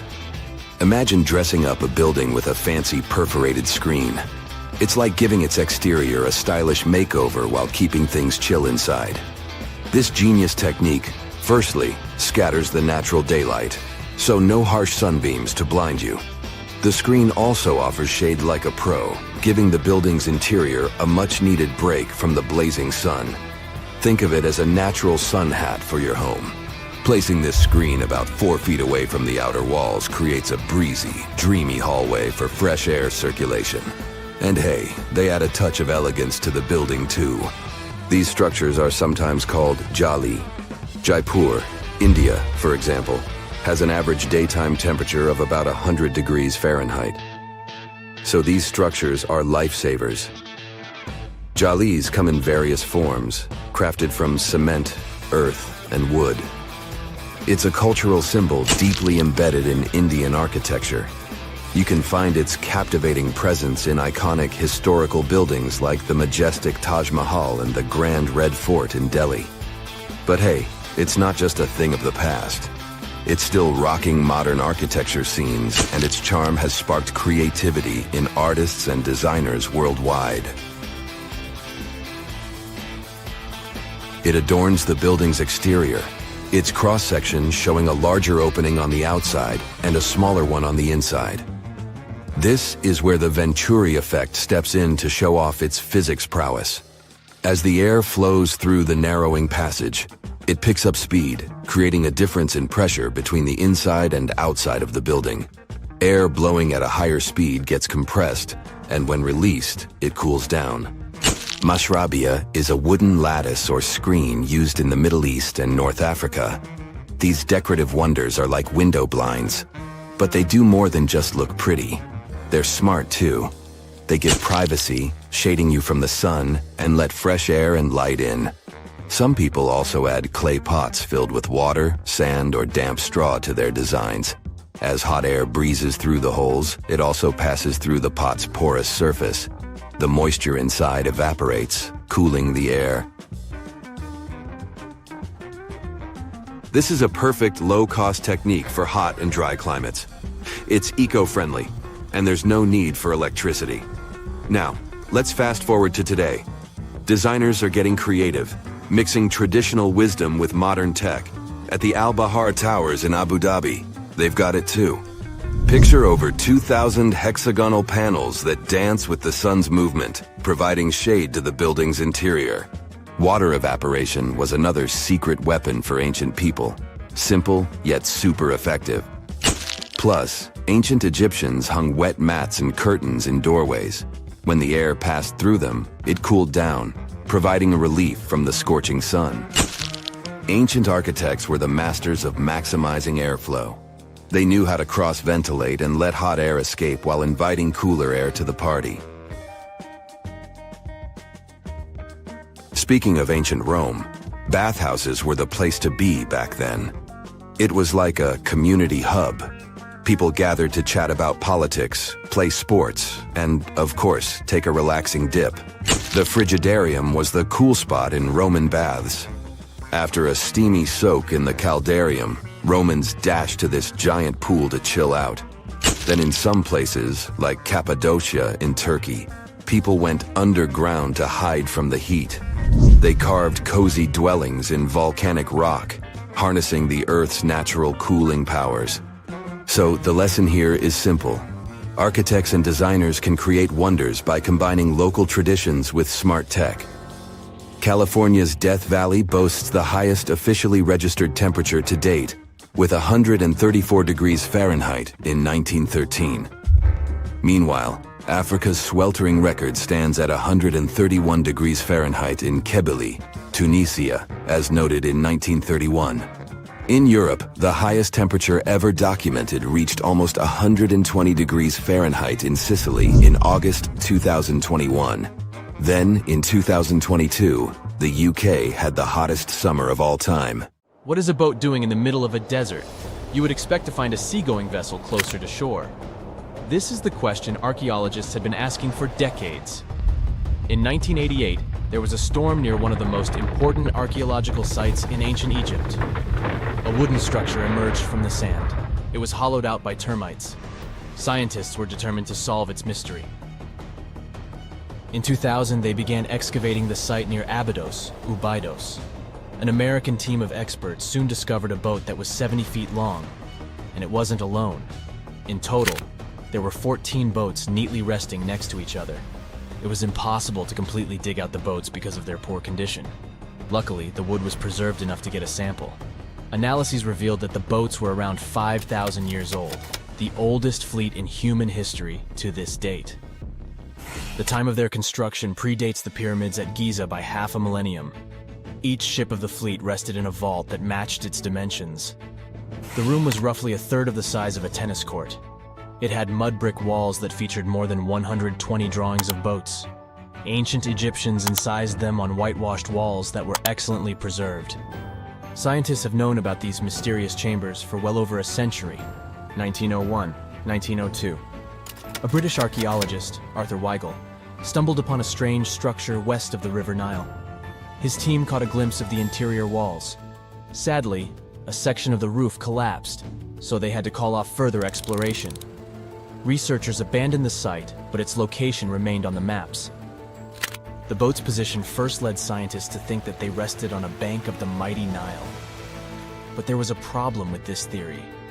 Today, the river flows almost 7 miles west of Abydos. Further studies of the surrounding terrain showed the Nile didn't change its course throughout history. Also, if the boats floated near a dock, they would be in unstable positions. The 14 vessels at Abydos were perfectly parallel to each other. There was only one conclusion possible. Someone had deliberately placed them like that. They must have gone through a lot of effort. Each boat had enough room for up to 30 rowers. These vessels could really float. They weren't models, but scholars still don't know if they actually sailed any body of water in ancient Egypt. This doesn't diminish the importance of the find. Previously, archaeologists found only small-scale models. In King Tut's tomb alone, there were 35 boat models. For a long time, these figurines were the only clues as to how ancient Egyptian vessels looked like. The boat's design confirms that they were the real deal. They are the earliest surviving examples of something called built boats. Ancient people constructed primitive vessels by hollowing out large tree trunks. The alternative was reed that was tied together to form a raft. The boats at Abydos had planks tied together. This was a major breakthrough in shipbuilding. During their lifetime, the boats must have seemed impressive. Timber was a valuable commodity at the time. There was no wood in the desert. Cedar had to be imported from Lebanon. The only person who could afford such luxury was the pharaoh. Studying the area around the ancient fleet provided more answers. Scientists discovered a mud brick structure where Egyptians worshipped the pharaoh. Its approximate date of construction matches that of the wooden boats. The same bricks out of which this building was made were used to encase the fleet. At the time of their construction, the rooms they were stored in had a ceiling. That's the section that archaeologists stumbled upon in the early 20th century. Just like mummies and coffins, these marvelous ships rested inside splendid vaults. The exterior of these rooms was also impressive. The outer walls originally had a plaster of white limestone. It reflected sunlight. In the desert sun, the structure housing the boats must have shone from miles away. Ancient Egyptian builders used the same technique to cover the pyramids 500 years later. Today, their surface looks jagged, but it wasn't always like this. When they were constructed, the pyramids had a top layer of fine white limestone. Their surface was smooth and it gleamed in the sunlight. Instead of stairs, the outer layer of the pyramids was more of a sleek ramp. Archaeologists were left with one final question. Which pharaoh owned the fleet? The answer lay just a mile from the site. This is where the tomb of a pharaoh from the 5th dynasty rested, King Senwosret III. Its time and style of construction matched the ones of the chambers with boats. The very end of his rule might explain how the boats ended up in the middle of the desert. The pharaoh probably passed away in northern Egypt. Then his body was transported down the Nile to Abydos in a marvelous procession of decorated boats. The vessels were later lowered to chambers near the final resting place of their owner. This had a symbolic meaning. In the ancient Egyptians' belief system, ships played a key role. Their supreme deity was Ra. He traveled through the sky during the day in the form of the sun. At nighttime, he sailed through the netherworld in a solar boat. The pharaoh identified himself with Ra. That's why he needed boats in the afterlife. That was the only way to regenerate himself. Just as the sun rises every day above the horizon. This belief existed for thousands of years. The more famous Pharaoh Khufu also had a ship. Scientists found it in 1954 next to his pyramid at Giza. It is some 4 centuries younger than the fleet at Abydos, but Khufu's ship was almost 2 times longer. The Great Pyramid of Giza and King Tut's tomb are some of the most famous archaeological finds in Egypt. But there are many more secrets hiding beneath the endless sands of the Sahara Desert. Recently, 2020, archaeologists found a lost city there. They have labeled it as the most important discovery since King Tut's tomb, 1922. The city of Aten is some 3,000 years old. Historians hope it will give them a unique insight into the everyday life of ancient Egyptians. The famous archaeologist and Egyptologist Zahi Hawass proclaimed the site a lost golden city. Aten sits some 300 miles south of Egypt's capital, Cairo. It is close to the famous Valley of the Kings. Archaeologists first found sections of mud brick walls that spread out in all directions. They discovered complete rooms with tools of everyday life inside. The research team unearthed a bakery, a residential neighborhood, and an administrative district.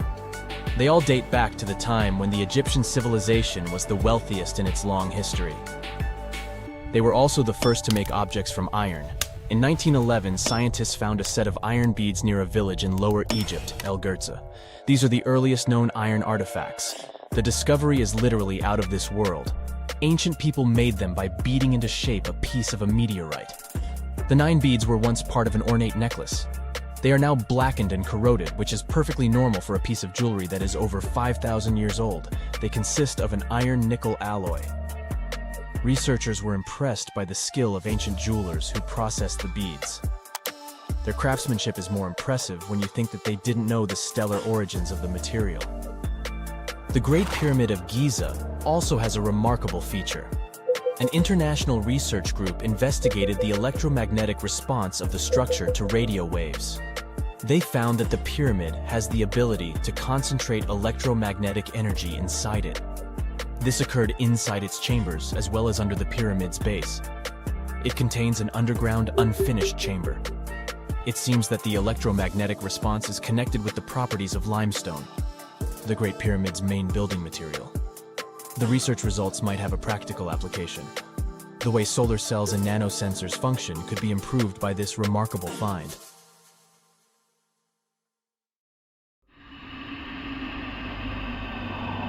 You're walking along a hot desert under the scorching sun.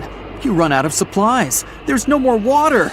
You dream about rain, but there are no clouds in the sky. With each step, you lose more and more strength and fall. You notice a small pond nearby. Is it real water or just a mirage? You can't get to your feet, so you crawl there. The water is getting closer by the minute, but not because you're moving towards it. It's the water approaching you. In a few minutes, the pond area increases. Here, you're already in it. A small lake is formed, 60 feet deep, at the place where the piece of desert was. This real event happened in 2014 in the Tunisian desert. No one knows exactly on what day the lake appeared, since this part of the south of Tunisia is sparsely populated. At first, shepherds passing by saw the lake and didn't believe their eyes. In the next few hours, hundreds of locals came running to the place. They began to swim, jumping into the water from the surrounding rocks. But a few days later, something strange happened to the lake. In the beginning, it was a crystal clear turquoise blue color, but then it turned dark green. People didn't attach any importance to this and continued to swim. They shouldn't have done that. The scientists and geologists arrived and immediately announced that it wasn't safe to swim in the lake. Muddy green water means the lake is stagnating. It's not refreshed, it's not fed by underground springs. Now the lake is filled with algae and a lot of harmful bacteria that can cause serious diseases. They also found out that this region of Tunisia is filled with huge deposits of phosphate. This substance can disintegrate and leave radioactive traces. The lake can be carcinogenic, toxic, and hazardous for any living organism. But people didn't worry about this too much. They walk in the middle of the desert, while the sun heats the air to 104 degrees Fahrenheit. Most of them are unlikely to refuse to jump into cool water, despite the warnings of scientists. Until now, no one knows exactly the reason for the appearance of the lake. Some scientists believe the lake was formed because of heavy rains. The lake is surrounded by rocks and is located inside a canyon. The water could just accumulate after each storm. Some geologists think an earthquake was the cause of the lake. A small seismic activity provoked the rupture of the Earth's rock above the water table, and through this hole, all the water splashed out. And if this theory is correct, then the lake can be pulled back underground through cracks. This is the same as when you pull the plug out of a drain hole in a filled bathtub. Any small earthquake is like pulling the plug out. Therefore, if you find yourself in these places, don't swim in this radioactive lake. We're going to the Caribbean Islands region. Among the clear blue sea, you can find a unique lake. It's located on one of the Paradisiacal Islands. You may not even notice the lake right away. The entire territory may seem like a huge concrete platform, but the main thing is not to step on its surface. Pitch Lake is a lake filled not with water, but with liquid asphalt. This is the largest asphalt deposit in the world. Steam is coming from all over the lake as it's hot. The depth of this lake is 250 feet. An entire passenger Boeing could fit there in an upright position. The lake is not fully studied, but scientists believe there's a deep fault in the Earth's crust under it. A huge amount of oil seeps through it. It passes through various chemical compounds and turns it into the asphalt. According to rough estimates, there are about 10 million tons of hot material inside this place. Theoretically, no life can exist in such conditions, but scientists have discovered a colony of microbes. Somehow, these creatures have learned to survive here. This also suggests that life outside of our planet may exist. The largest moon of Saturn, Titan, has many hydrocarbon lakes on the surface. And if the simplest forms of life appeared among 1 million tons of molten asphalt here on Earth, then nothing prevents them from appearing on Titan. We're going to Indonesia, to the island of Java. You need to climb a large volcano to see the next phenomenon. The volcano is overgrown with grass and trees, but it doesn't seem to be sleeping. Smoke is pouring out of its mouth. You climb to the top and see a clear lake instead of boiling magma. The blue sky is reflected in its bright turquoise surface. But don't try to jump there. This lake is filled with acid. The magma inside volcanoes comes from the deep bowels of the Earth's crust. The incandescent liquid consists of many molten metals and chemical compounds, and the lake is filled with particles of these metals. In addition, the volcano emits sulfur dioxide gases. When they combine with metals, they form a beautiful turquoise color. You'd better come back here at night. In some places, a lot of sulfur is concentrated. These accumulations come out of the lake and come into contact with the air. When this happens, everything around bursts into bright blue flame. It's safe to observe this from the side, but don't get too close. Nearby, on this island, there's another acid lake. It also releases sulfurous gases into the air, which are easily ignited when in contact with oxygen. And when this happens, the gases burst into a bright blue electric flame. It's difficult to see the flames during the day. At night, you can see these flashes from afar. Our next location is Australia. You start the drone high above the forest area. Among the green dense forests, you can see a bright pink spot. It's our lake. This time, the beautiful pink color may not stop you from swimming. You can relax here and take beautiful photos. The lake attracts thousands of tourists, but scientists have only recently been able to find out the reason for the unusual color. At the bottom of this salty lake in Melbourne, special algae grow and secrete a red pigment. In combination with sunlight, high temperatures, and a small amount of precipitation, it turns the lake pink. By the way, Australia is not the only place with such a phenomenon. There are lakes with a pink tinge of water all over the world. You can find them in Senegal, Bolivia, Kenya, and many other countries. The water of these places is also salty and contains the red pigment of unusual algae. We leave the hot beaches and fly to cold Canada. Here, we see a frozen Lake Abraham. We step on the ice and notice huge frozen bubbles inside. They resemble jellyfish, and there are thousands of them there. This is methane. It's a highly flammable substance.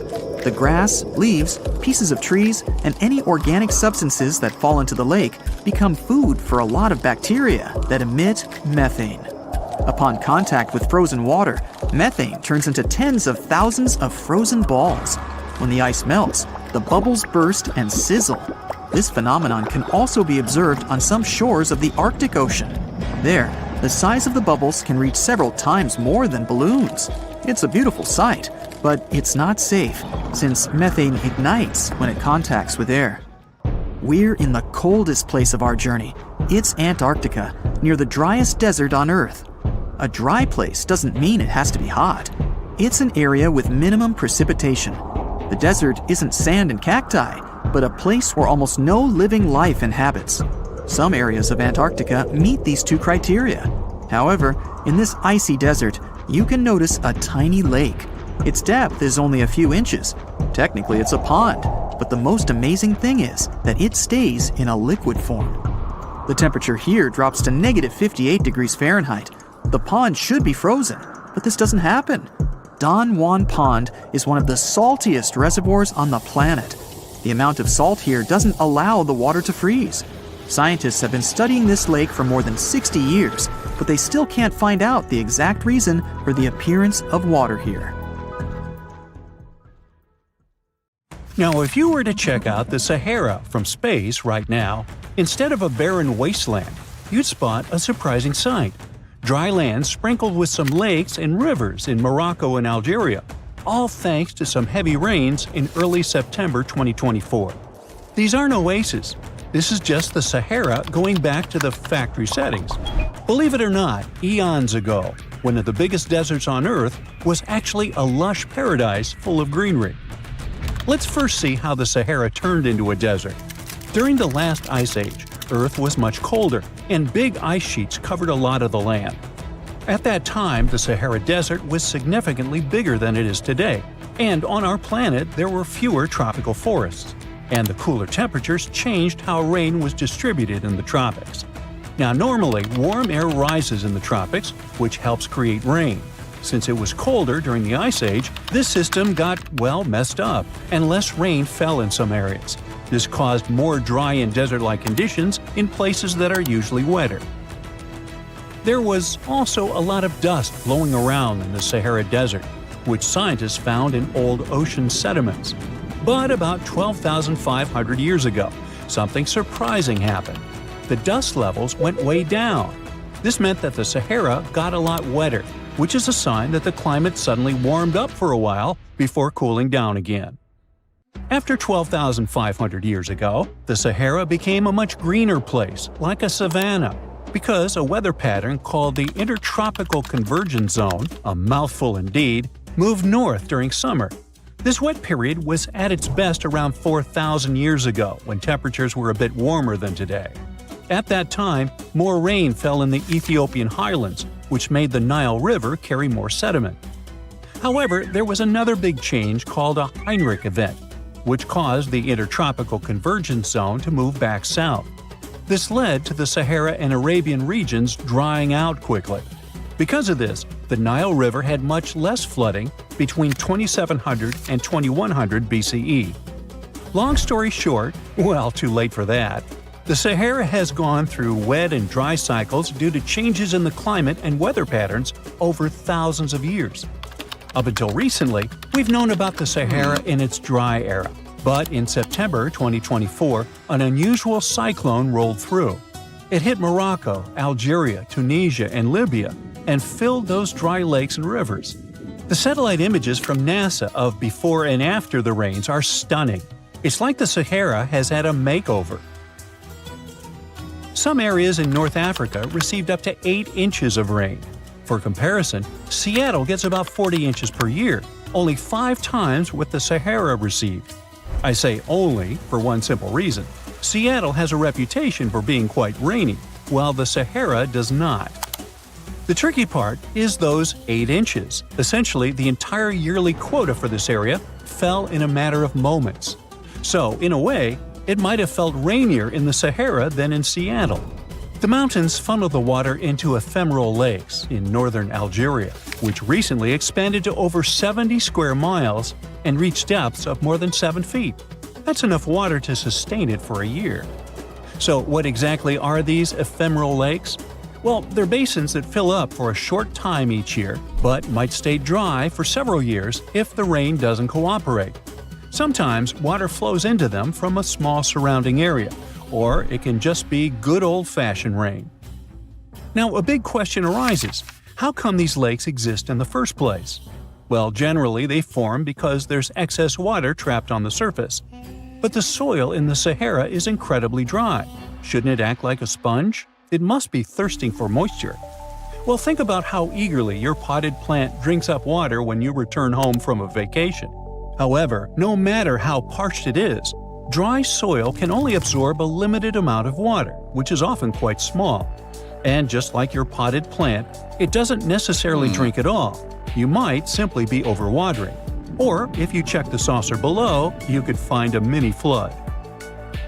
Another significant factor preventing the soil from absorbing water is the lack of vegetation. Under normal conditions, trees, shrubs, and various plants help retain moisture. In the desert, however, it's nearly impossible. There may be a few palm trees, but that's about it. This also explains the formation of those temporary lakes. Precipitation that isn't held by plants accumulates in low-lying valleys and depressions, creating these fleeting bodies of water. These lakes may only last for a limited time, but that doesn't mean they shouldn't have names. For instance, the beautiful lake adorned with swaying palms that you see is called Lake Yasmina, located in the oasis town of Merzoga. In certain areas of the desert, where the dunes rise, it may appear as though you're looking at a mirage, but it's not. The sand dunes are partially covered by water. Remember how I mentioned 8 inches? Well, that's not entirely accurate for some regions. In fact, there are places where the flooding is so extensive that the palms are submerged up to their crowns. Now, the last time we saw a downpour this intensive was 30 to 50 years ago. But this rain is more than welcome. After 6 consecutive years of drought, Morocco really needed it. Lakes that had been dry for decades, like Lake Ariki, are finally getting some much-needed water. A recent analysis revealed that out of the hundreds of storms that have hit the region since 2000, only 6 brought enough rain to start filling up this lake. And of those, only 2 resulted in a lake level higher than what we saw in September 2024. So while this torrential rain seems like a blessing, the big question is, will it last? The answer is yes. When humid air from near the equator meets the hot, dry air from the north, the Sahara Desert tends to get more rain. Scientists say this collision zone is shifting further north as the planet warms, and it warms, so it's likely to keep moving that way over the next couple of decades. So I seem a bit overly optimistic about this, and the truth is, the news isn't entirely positive. The reality is that no one was truly prepared for a flood situation like this. Moreover, remember that this isn't some Southeast Asian country where people are accustomed to dealing with water. This is the bone-dry Sahara. That said, I think you know what I'm getting at. Tragically, at least 18 people lost their lives to the intense rains in southern Morocco. The authorities are gearing up for even more heavy rain in the region. But if that's the case, could it mean the Sahara is facing extinction? And what would that even mean for us? It might sound a bit strange, but our planet actually relies on deserts, and the Sahara is no different. At first glance, it may seem like a barren wasteland, and it's nothing to write home about. But deserts play a crucial role in our ecosystem. They act as major carbon storage sites and are considered net carbon sinks, with the Sahara alone holding an estimated 1 trillion metric tons of carbon.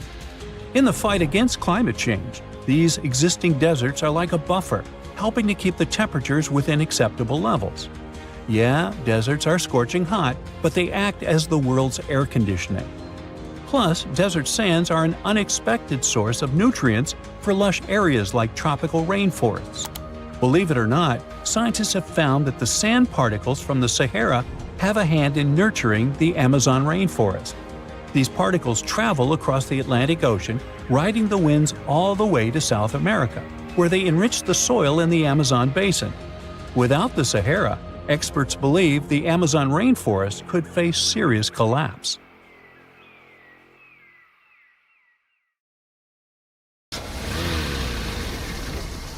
And now we're off to almost 5,000 years ago. Let me take you to ancient Egypt, where back in 2550 BC, guess what?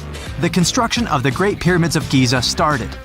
People learned to build cathedrals and skyscrapers, but it wasn't until recently that these massive buildings appeared. It's still a mystery to even modern scientists how these pyramids were built 5,000 years ago. No wonder they are one of the 7 wonders of the ancient world. They're also the oldest of them and the only wonder of the ancient world that still exists in the 21st century.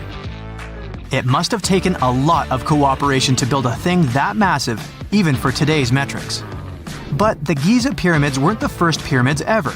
The first one, called the Step Pyramid, was built around 80 years before the first pyramid of Giza in 2630 BC for King Djoser. It wasn't meant to be extraordinary, but ended up being quite impressive. It was a pyramid of 6 stepped layers of stone. It was 204 feet high, which is as tall as a 19-story building. And it was the tallest building that existed at that time. It wasn't just a pyramid though, it was surrounded by a whole complex of buildings, including even courtyards. In ancient Egypt, people believed in the afterlife, so everyone, especially kings, wanted to make sure they had everything they needed to get ready for it.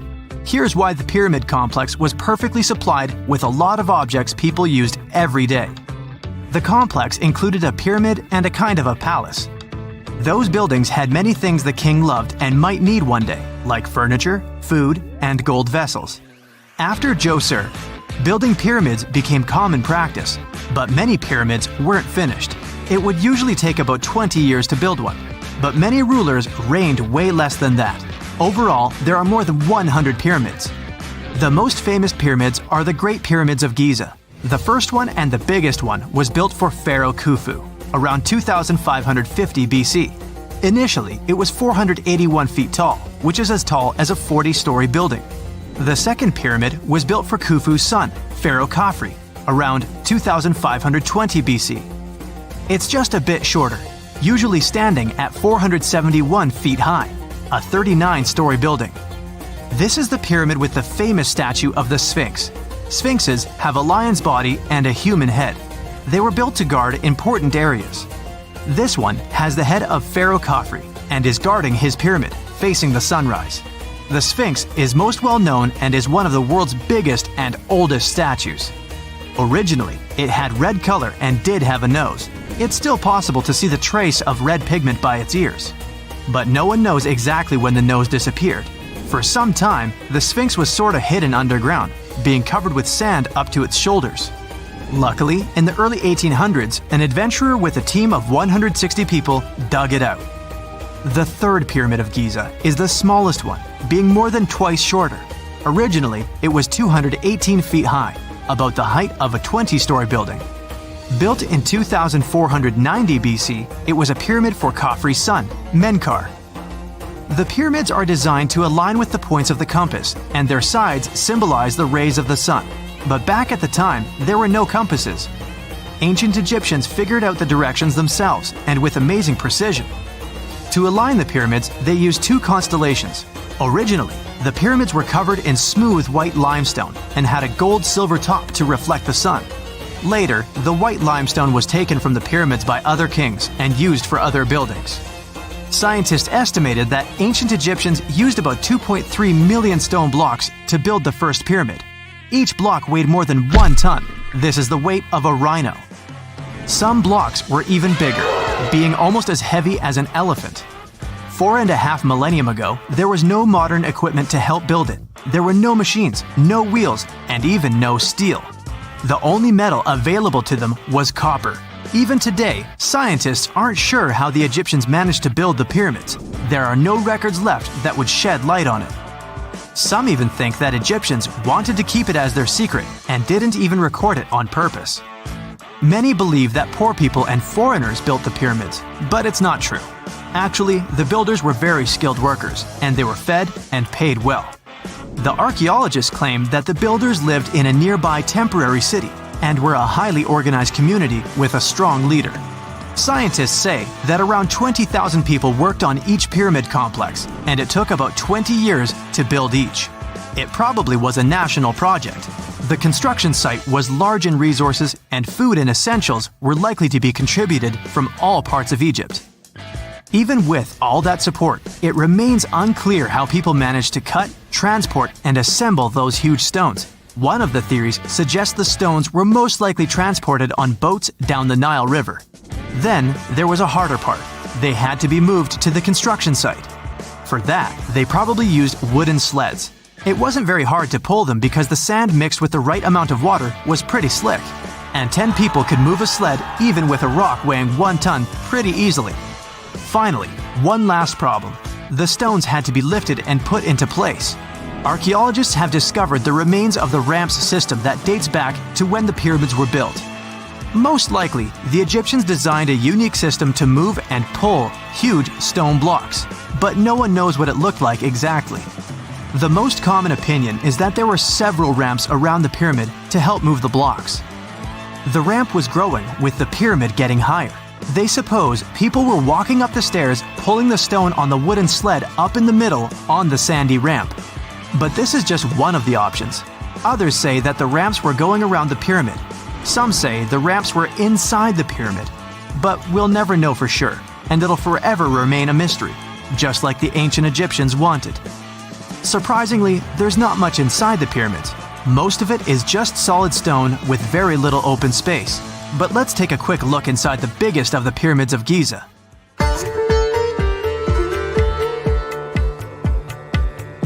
From the entrance, there are 2 stairs, one going down and the other one going up. The descending one takes you to a chamber located underground. That's where the pharaohs are, but not in this pyramid because Khufu wanted to stay higher. The underground room is partly unfinished. The room with Khufu's sarcophagus is called the King's Chamber. It's upstairs and then through the tall and long Grand Gallery. Below the King's Chamber, there's a room called the Queen's Chamber. There are no queens though, and no one is sure why the room is called this. Unfortunately, none of these have any hieroglyphs on the wall. They're just bare. If you want to see them, you should go to the other rooms that are decorated. Those pieces of art are depictions of ancient Egypt's culture and daily life. The texts allow researchers to study their language and grammar. Sadly, the treasures that once were here in the pyramid are long stolen. From that room, there are several tunnels for an unknown purpose. There are many tunnels and passages inside the pyramids. There are many chambers and shafts and secret ways. Scientists have been sending little robots with cameras there for some decades already. And the robots did discover another chamber a bit upstairs with hieroglyphs on the walls. But even today, much of the pyramids is still unknown, and there's no so-called building plan of the pyramids. Egyptians did create a mystery no one can crack for 4,500 years already. Scientists recently started to X-ray the pyramid to learn what's inside it without entering it and its narrow, mysterious tunnels. Well, there you are. The sun is scorching, you're thirsty. All you can think about is water and ancient bones under your feet. You're wandering through the Sahara, the largest hot desert on Earth. Right now, you're crossing a stretch of sand called Whale Valley. And all over these 75 square miles of land, fossils cover the ground so thickly that you can't help but step on them. Paleontologist Hesham Salam says it's an unusual picture in this place. The bones are poking right out of the cliffs, as if they're calling to you to come check them out. You can spot ribs scattered all over the place. Look at these vertebrae. They're giant. Ooh, the creature they once belonged to must have been up to 65 feet long. The fossils show that the animal had a streamlined body like today's whale, but still had features like hind legs and feet. For scientists, it means a very exciting thing. They might have discovered a fully intact skeleton of a prehistoric whale. It was an animal that lived in this area when Egypt was underwater. You see, today, the Valley of the Whales is the world's largest ancient whale graveyard. You're likely wondering what marine animals are doing in a desert more than 100 miles away from the nearest coast. Well, millions of years ago, this desert was at the bottom of a massive ocean called the Tethys, which stretched from Europe to India. When sea levels dropped, the ocean left behind a seabed covered with fossils. And today, the fossils of some of the earliest known whales rest here, which gives researchers a peek into how today's massive ocean whales may have evolved. The fossils here are super detailed, even with some stomach contents still intact. Scientists have also found fossils of ancient sharks, crocodiles, and turtles, helping to recreate what this marine world looked like millions of years ago. Now, the first whale bones were discovered in 1902, but it wasn't until the 1980s that people really started to explore the area, only when access to this area became better. Sadly, some fossils had been taken away by collectors before the site turned into a protected area. Most of the fossils are just under the surface, slowly revealed by erosion. Whale Valley gives us an amazing glimpse into millions of years of ancient coastal marine life. But let's move further. Ancient whale fossils aren't the only discovery you're going to make today. For over 150 years, scientists have been puzzled by a strange creature that lived millions of years ago. But now, thanks to some amazing fossils found in Morocco, they've finally figured it out. Look at them. These creatures are called blah blah blah. Nah, I'm kidding. Stylophorans. They look like flattened armor with a long arm sticking out. Researchers discovered these creatures in 2014 and were shocked. The fossils dated back around 478 million years. They found around 450 specimens, and to their surprise, some even had soft tissues preserved, which is super rare. Before this, they only knew stylophorans from their hard parts. Originally, scientists thought these creatures were good old echinoderms, animals like sea urchins and starfish. But new discoveries prove that they had a core body and feeding arm, similar to modern starfish, complete with a water vascular system to help them move and eat. This finding ends a long debate about where stylophorans fit in the animal family tree. Now we know they're related to echinoderms, but are more advanced because they don't have the typical 5-ray symmetry. Ooh, come here and look at this giant fossil. It was found in the Sahara and gave scientists new insights into the Spinosaurus, the largest carnivorous dinosaur we know about. These 95 million-year-old remains also confirm that it was the first known swimming dinosaur. The Spinosaurus had flat paddle-like feet and nostrils on the top of its crocodile-like head, perfect for staying underwater. It was a pretty weird dinosaur with a long neck, trunk, tail, and a 7-foot sail on its back, so it must have spent a lot of time in the water. At over 50 feet long, Spinosaurus might have been even larger than T-Rex. The first Spinosaurus remains were discovered about 100 years ago in Egypt, but only this new fossil, found in Morocco, helped scientists reconstruct this dinosaur for the first time.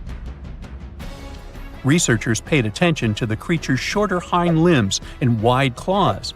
These features point to adaptations for life in the water. Its snout and dense bones also suggest it was a swimmer, while its spiked tail likely attracted mates. Hey, good looking, come here often? And here's another astonishing find made in Tunisia, the remains of Machimosaurus rex. Now, so far it's believed to be the biggest crocodile ever. This ancient croc was about 32 feet long and weighed around 66,000 pounds. It was a top predator around 130 million years ago, and its skull was over 5 feet long. Now, this discovery is a big deal because it shows that these crocs stuck around longer than we thought. Before this, scientists believed that they disappeared during a minor extinction event between the Jurassic and Cretaceous periods. Now, let's go back to the fact that the Sahara was once underwater, and some of the largest sea creatures ever lived there. A study published in the Bulletin of the American Museum of Natural History speaks about an ancient body of water called the Trans-Saharan Seaway. It existed between 150 million years ago, covering parts of Western Africa. Scientists spent 2 decades trying to recreate this prehistoric underwater world. They found it was warm and shallow, home to some pretty terrifying creatures, including 5-foot-long catfish and 40-foot-long sea snakes. Yikes! The seaway was cut off from larger oceans for long stretches, which may have helped these predators grow larger because resources were always available. It's a classic case of evolution at work, leading to what scientists call gigantism in isolated environments. But all that water didn't just disappear with no trace. Under the sands of the Sahara, scientists have discovered a massive ancient lake, which they're calling a mega-lake. Makes sense? This lake formed around 250,000 years ago when the Nile River flooded the eastern Sahara. At its biggest, this lake covered over 42,000 square miles. It's about half as big as Kansas. They also found evidence of a smaller lake, 93 miles west of the Nile, at a slightly lower level and covering 18,600 square miles. All of this adds to growing evidence that once, North Africa had many lakes that might have created migration routes, helping early humans move across the continent. Now, in the Sahara, you can find not only fossils of bizarre animals. In May 2020, some weird rocks with greenish crystals were discovered in a sandy region in southern Algeria's Sahara Desert. When scientists checked them out, they found out these rocks weren't from Earth. They were actually pieces of a meteorite called Erg-Chek 002. This meteorite is super old, like the oldest volcanic rock ever found. It melted ages ago in the fiery heart of an ancient protoplanet that no longer exists. Researchers had recently published a study in Nature Communications, revealing that they have analyzed lead and uranium isotopes in Erg-Chek 002 and found out it's more than 4.5 billion years old. Another cool discovery made in the Sahara is quite unexpected. A few years ago, scientists found what they think are the world's oldest colors, and they're bright pink. These pigments were uncovered from rocks that are around 1.1 billion years old in the Sahara Desert. The colors came from microscopic organisms, as animals didn't exist back then. The discovery was made by a PhD student who crushed the ancient rocks and analyzed the pigments. These pink pigments are actually ancient chlorophyll from photosynthetic organisms that lived in an ocean that's long gone.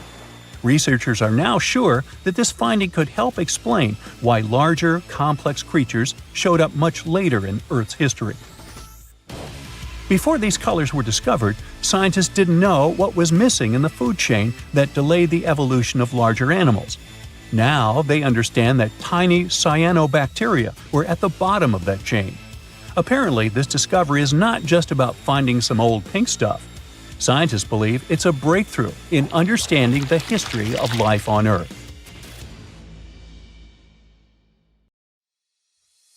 Phoenix. This sizzling gem in the Sonoran Desert isn't just another American city. It's more like a giant oven where you can throw a party, as long as you don't forget the ice. Seriously, if you find yourself here in the summer, brace yourself for some serious heat. We're talking about temperatures that regularly pass 100 degrees. And in 2024, Phoenix hit 110 degrees 55 times during the summer, tying the record set just the year before. Now, I get it if you're not a fan of hot weather, but apparently a lot of people love living in a sauna. Phoenix ranks as the 5th largest city in the United States, and it is the capital and most populous city in Arizona, with 1.7 million residents as of 2024. And if we're talking about the metropolitan area, also known as the Valley of the Sun, the population is almost 5 million. Yet, good luck finding someone actually born here. Out of every 4 Phoenix residents, 3 were born somewhere else. Believe it or not, Phoenix wasn't always this bustling, crowded place. It became one. A few decades ago, it was just a sleepy little dot on the map. Back in the 1940s, the population was around 65,000. It wasn't even close to cracking the top 100 list of the largest U.S. cities. Now, at that time, Phoenix was mostly an agricultural hub, and its economy revolved around what they called the 5 C's: cotton, citrus, cattle, climate, and copper. But things really started to change in the 1950s thanks to one life-changing invention. Drumroll please? The air conditioner. Actually, it was the portable version that came out in 1945, created by an American inventor named Robert Sherman. Phoenix residents owe a lot to Robert for making life bearable during scorching summers. Before AC, people in Phoenix would literally move their beds outside and build sleeping porches. They'd protect that kind of outdoorsy space with light curtains or some kind of net to keep the dust and bugs out. Fun. Anyway, the point is that the air conditioner played a big part in making Phoenix an easier place to live. Since the 1940s, this city in Arizona has transformed from a dusty little town into a sprawling urban jungle, and it's still one of the top 10 fastest-growing metro areas in the U.S. The best part is, it looks like that won't change anytime soon, since this 519 square mile metropolis is surrounded by rolling desert, with plenty of room to keep growing as far as the eye can see. So, who's dropping everything to move to Phoenix? Well, Californians are the city's biggest fans. According to a recent survey, a third of all new renters moving to Phoenix come from Los Angeles. Okay, that survey might not be the most reliable since it only applies to the source's clients, but it does line up with U.S. Census Bureau data from 2019, which says that 70,000 Californians moved to Arizona in the previous year. The connection between Phoenix and LA is so strong that some people even call Phoenix the next LA. You've got to give Phoenix credit for capitalizing on its proximity to Southern California. The city offers lower taxes, fewer regulations, and lower costs of living, which makes it a magnet for businesses, especially in high-tech and service industries. So, in the 90s, Phoenix was considered a non-stop generator of jobs. In the last few years, we've seen the number of jobs only go up, and the unemployment rate has dropped by nearly half, going from 6.3 in January 2014 to 3.4 in the same month in 2024. Now, when it comes to big city problems, you can't avoid talking about traffic. But here's another reason why Phoenix is a dream city.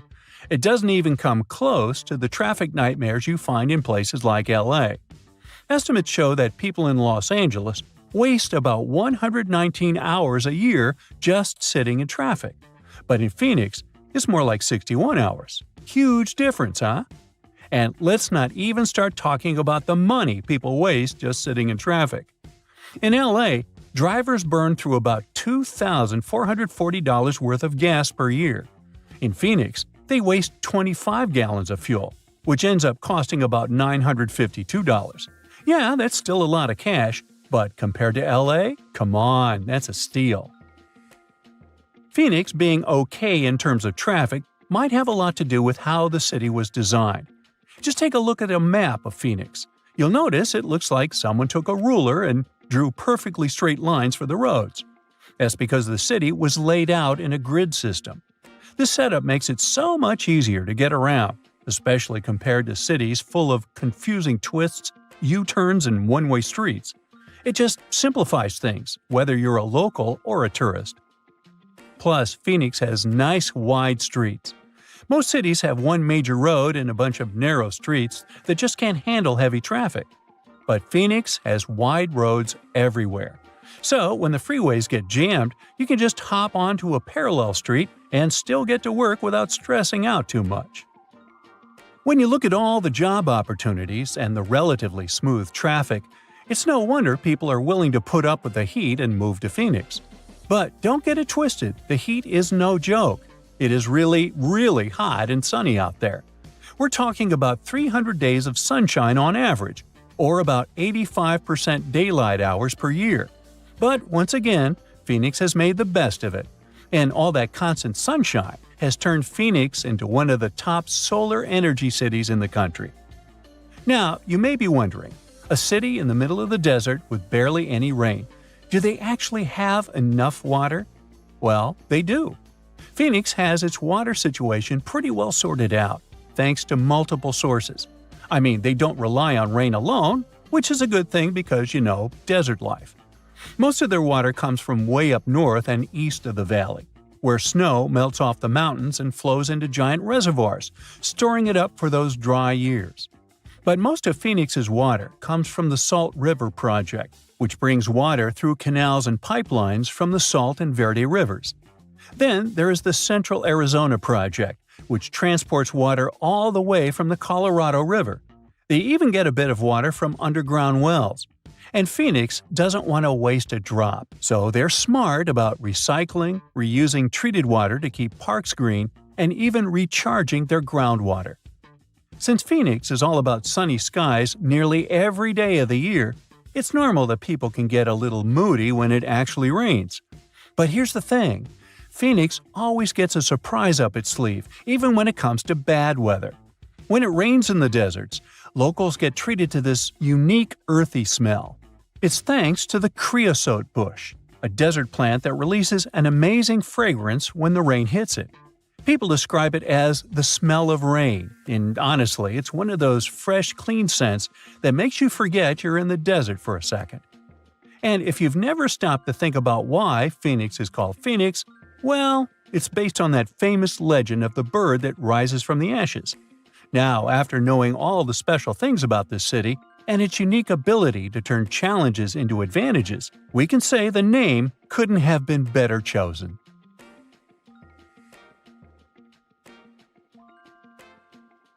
Egyptian archaeologists made an extraordinary discovery near Cairo just recently. Drumroll, please.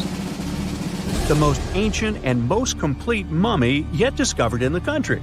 Yes, they were keeping it under wraps. The 4,300-year-old mummy was found in a group of tombs close to the step pyramid of Djoser, dating back to the Egyptian Old Kingdom.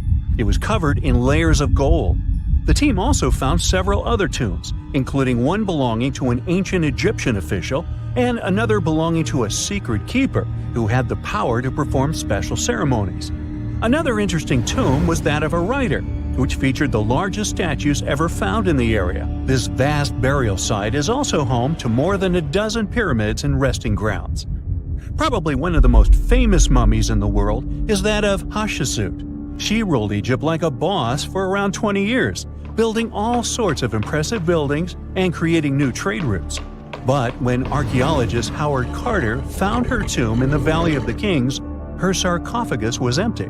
However, Carter did find 2 coffins in another tomb, one of which belonged to Hatshepsut's wet nurse and the other to an unknown woman. In 2006, a team of specialists decided to investigate whether that mysterious lady was the queen herself.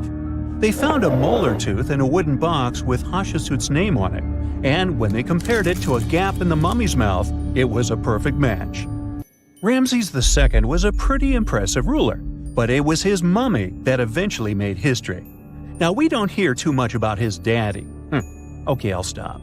Ramses is considered to be the most powerful pharaoh in all of Egypt, as he reigned for a whopping 6 decades. He also lived to be over 90 years old. Now that's pretty amazing, considering the time he lived in. Ramses II supposedly had over 100 offspring too. Talk about a big family. When he passed away, his body was originally buried in the Valley of the Kings, but some sneaky guys tried to rob his tomb of all his treasures. Officials back in the day weren't having any of that though, so they moved his body to a secret location to keep it safe. Fast forward to the 1800s, and Ramses II's mummy was discovered along with a bunch of other rulers and important officials. But it wasn't in the best condition, so archaeologists flew it to Paris to get it, pampered. Problem was, he couldn't just be transported into another country. The only solution available was to give Ramses II his own passport. His occupation was listed as king, and the document even featured his photo. Most mummies aren't necessarily known for having the most hydrated skin. But that of an ancient woman, also known as Lady Di, proves otherwise. No, not that Lady Di. This wealthy lady from ancient times was discovered in an ornate tomb in 1971, and she looked fabulous, if we can say so about a mummy. Thanks to the special conditions in her tomb, like the moisture in the environment and the lack of oxygen, her body was almost perfectly preserved. Her skin was soft, her hair was on point, and she was still flexible. The museum that now proudly displays her mummy also shows a ton of fancy items that were buried with her, like dinnerware and musical instruments. Archaeologists investigated the mummy further and discovered that she passed away from a heart attack at around 50 years old. Even though it hasn't been around for over 2,000 years, Lady Di is still making history. The mummy of Otzi the Iceman was discovered in the Alps in 1991. Austrian authorities initially thought he was a modern mountaineer because he was so well preserved. Turns out, he was actually from the Copper Age. He was found in a mountain pass over 10,000 feet above sea level. Through studying his mummy, we've learned so much about life in Copper Age Europe. For example, we know that he was a native of Central Europe and enjoyed eating meat. He also suffered from arthritis, narrowing arteries, and intestinal problems. but he likely used acupuncture and medicinal herbs to treat these conditions. And apparently, he was pretty handy with tools. He sharpened them just days before his untimely demise. Who knows if he was expecting trouble or just getting ready for some routine work. Now, King Tut and his story is most likely the one that made all mummies famous. This pharaoh passed away at the young age of 19, more than 3,000 years ago, but his mummy is still one of the most well-known in the world. When his tomb was opened in 1922, people went wild because it was still intact, unlike many other royal tombs. It had some seriously blinged-out coffins, including one made of solid gold. Not only did Tut's tomb give us a glimpse into ancient Egyptian history, but his mummy also taught us a lot about the time he lived in. DNA analysis helped identify his parents and revealed that the pharaoh had a rare bone disorder that might have made walking a bit tough. Now, Ginger is most likely one of the coolest mummies you'll ever hear about. He's like a time traveler from 5,000 years ago who's still looking fly with his golden hair and perfectly preserved nails. Ginger was discovered in Egypt and is believed to be the earliest known mummified body. Before people even knew about mummification, they used to place bodies in shallow graves in the hot, dry sand. And since the sand absorbed all the water, bacteria couldn't reproduce and the body was preserved naturally. Now, scientists are not sure if Ginger's preservation was intentional or not, but since he was buried with some pottery vessels, it's likely that whoever buried him knew some serious preservation techniques. If you want to meet Ginger in person, he's currently chilling at the British Museum. One Dutch art collector bought a statue from Asia and ended up finding a weird discovery. The statue contained a mummy hidden inside. Unfortunately, the body was too fragile to move, so they had to leave it there. The coolest part is that this mummy is over 1,000 years old and was on display for 200 years before being encased in the statue. When scientists did a CT scan, they found out that the mummy was filled with paper scraps covered in writings. Experts think he might have done this thing called self-mummification, which is a pretty intense process involving a special diet and tea that makes your body less prone to bacteria. Only a few people could handle this ritual, and those who managed to do that were seriously respected. No other Egyptian queen has baffled scientists and historians like the stunning Nefertiti. Based on her statues, she was known for her slender neck, wide eyes, and high cheekbones. Her name translates to "the beautiful woman has come." Talk about living up to your name, huh? Even though she wasn't a pharaoh herself, Nefertiti still managed to leave a lasting impression. Written records suggest that, as a wife and queen, she held an incredibly influential role. Because of her power, she was indeed admired, but she also managed to make quite a lot of enemies throughout her life. She was also related to King Tut, but not biologically. Rather, she was his stepmother. So far, locals have yet to identify her mummy, but that may soon change. A local Egyptologist who has been busy excavating tombs in the Valley of the Kings has found two mummies that he believes could be Nefertiti and her daughter. According to specialists, we may soon finally get a definitive answer about the identity of these two mummies. And if one of them does turn out to be Nefertiti, we could be in for a real treat. DNA analysis and CT scans of the mummy could give us the most complete and accurate image of the queen that we've ever seen. It's crazy to think that we've only scratched the surface of what lies beneath modern-day Egypt. Nefertiti ruled during a time of great power and prosperity in Egypt, but unfortunately passed away in a period of social turmoil, leading to her gravesite being lost. Now, where's my mummy? In July 1990, four Czech guys decided to go on an adventure to find the Mongolian death worm, a creature that might have inspired the monster you've seen in the movie Dune. They say it lives somewhere deep in the Gobi Desert, so they flew to Mongolia, hopped into an ATV, and hired some local guides to help them. All that to meet a creature that is up to 6 feet long, can spit acid that could melt anything, and is capable of shooting electricity at those it doesn't like. Legend says that these friendly guys spend most of their days hiding underneath the sandy dunes, but they like to come out during the wetter months of June and July. So the timing for a spotting was simply perfect. But the crew needed to figure out how to lure the creature. Sadly for them, no one knew what the giant worm liked to eat. So they built a thumper, which is a machine that made rhythmic pounding noises. They were hoping it would call the worm out of the ground. For 2 months, they searched the vast desert, crossing dunes and rocky plains, looking for any sign of the creature. But alas, it didn't really work out. Ivan McCurley, who was the leader of the 1990 expedition, came back to Gobi Desert again. He once tried to attract the megaworm with blasts, and the second time he used a small airplane to scout the dunes. Over the years, groups from America, Britain, and New Zealand organized big expeditions to the Gobi Desert to try and find the creature. Many others came from all around the world on their own and found nothing. The people in the West first found out about the megaworm of the Gobi Desert thanks to an American paleontologist, Roy Chapman Andrews. This brave man was probably the inspiration for Indiana Jones. In 1926, he wrote about the creature in his book.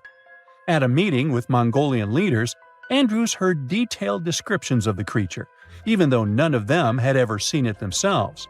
One of them described it as looking like a sausage, about 2 feet long, with no head or legs.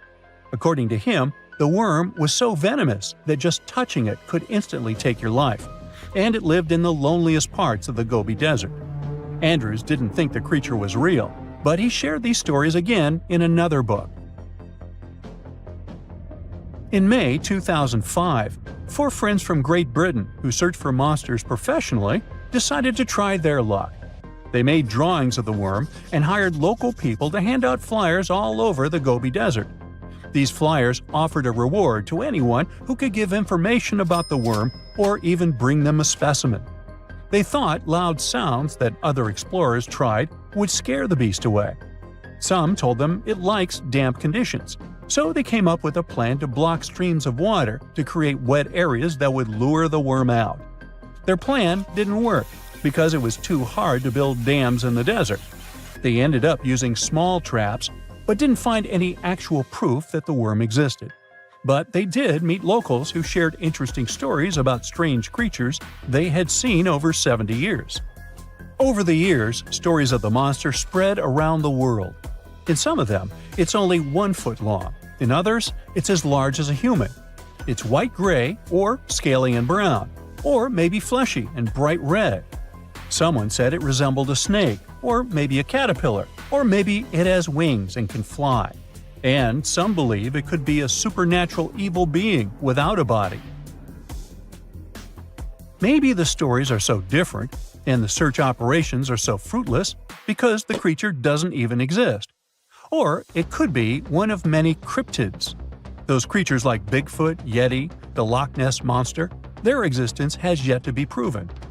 In 1983, one scientist who was visiting the region heard that an old man had managed to catch the mysterious worm. He also learned there was a nest nearby. The scientist bravely approached the hole in the sand and put his hand inside. A giant creature dragged him in, and he was never seen again. Just kidding. He actually found a Tartar sand boa inside. It's a chunky, burrowing, non-venomous snake that has small eyes and gray-brown scales. He showed it to the locals to verify if it was the monster, and supposedly all of them said yes. Most Mongolians who know about the worm still believe it's real. Now, even though people call our supposed monster a worm, it's just what it sounds like in the English translation. Many Mongol cultures have used this word for centuries to refer to any animals they thought to be really dangerous, especially snakes, even non-venomous ones. So, it doesn't have to be a literal worm after all. Worms are soft and squishy, but a creature living in the harsh Gobi Desert would need to be tougher, more like a snake or a type of lizard without legs. Neither of these creatures can shoot electricity or spit acid like they say the death worm does. But some snakes, like cobras, can spit venom that's dangerous for people. If it were real, the creature would have a backbone, and explorers searching for it would likely find some bones or evidence left behind. And there are actually fossil remains all over the Gobi Desert. Scientists found representatives of over 80 dino groups here over the last almost 100 years. It all started with the world's first dinosaur egg nests. This discovery changed all the scientists knew about dinos. It was the first proof they laid eggs. In the following 2 years, the same expedition team unearthed over 100 dinosaurs and took them to the American Museum of Natural History, where you can still see them today. Some of them were swimming around in the Cretaceous Sea that used to be here about 71 million years ago. They resembled modern birds. The mystery of the megaworm is still unsolved, but there used to be another mystery scientists finally managed to explain. Back in the 13th century, a famous traveler, Marco Polo, not the guy from the swimming pool game, crossed the Gobi Desert. He thought he could hear mysterious noises, like the sounds of musical instruments such as drums. He wrote about it in his book and believed he might be hearing the voices of restless spirits. Scientists call these noises singing sands or booming sands. Unlike the squeaky sound you might hear when walking on a sandy beach, these desert sounds are much louder, like a musical instrument playing deep, haunting notes. Over the years, people came up with all kinds of ideas about what caused the sounds, like underground water or winds making the sand vibrate. Not all dunes can do this, and scientists wanted to figure out why. Sometimes the winds might cause a small avalanche on the side of a dune, and then you can hear the magical sound start. But this is rare. So, to study it, scientists had to help the dunes sing. They climbed to the top of a dune and slid down on their backs, using their hands and feet to push sand down. As the sand tumbled, the sound started softly and got louder. They could even feel the vibrations with their hands. So they found out that for a dune to sing, a few special things need to happen. The grains of sand must be the right shape. The dune has to be big, and the sand must be very dry, so no singing after it rains.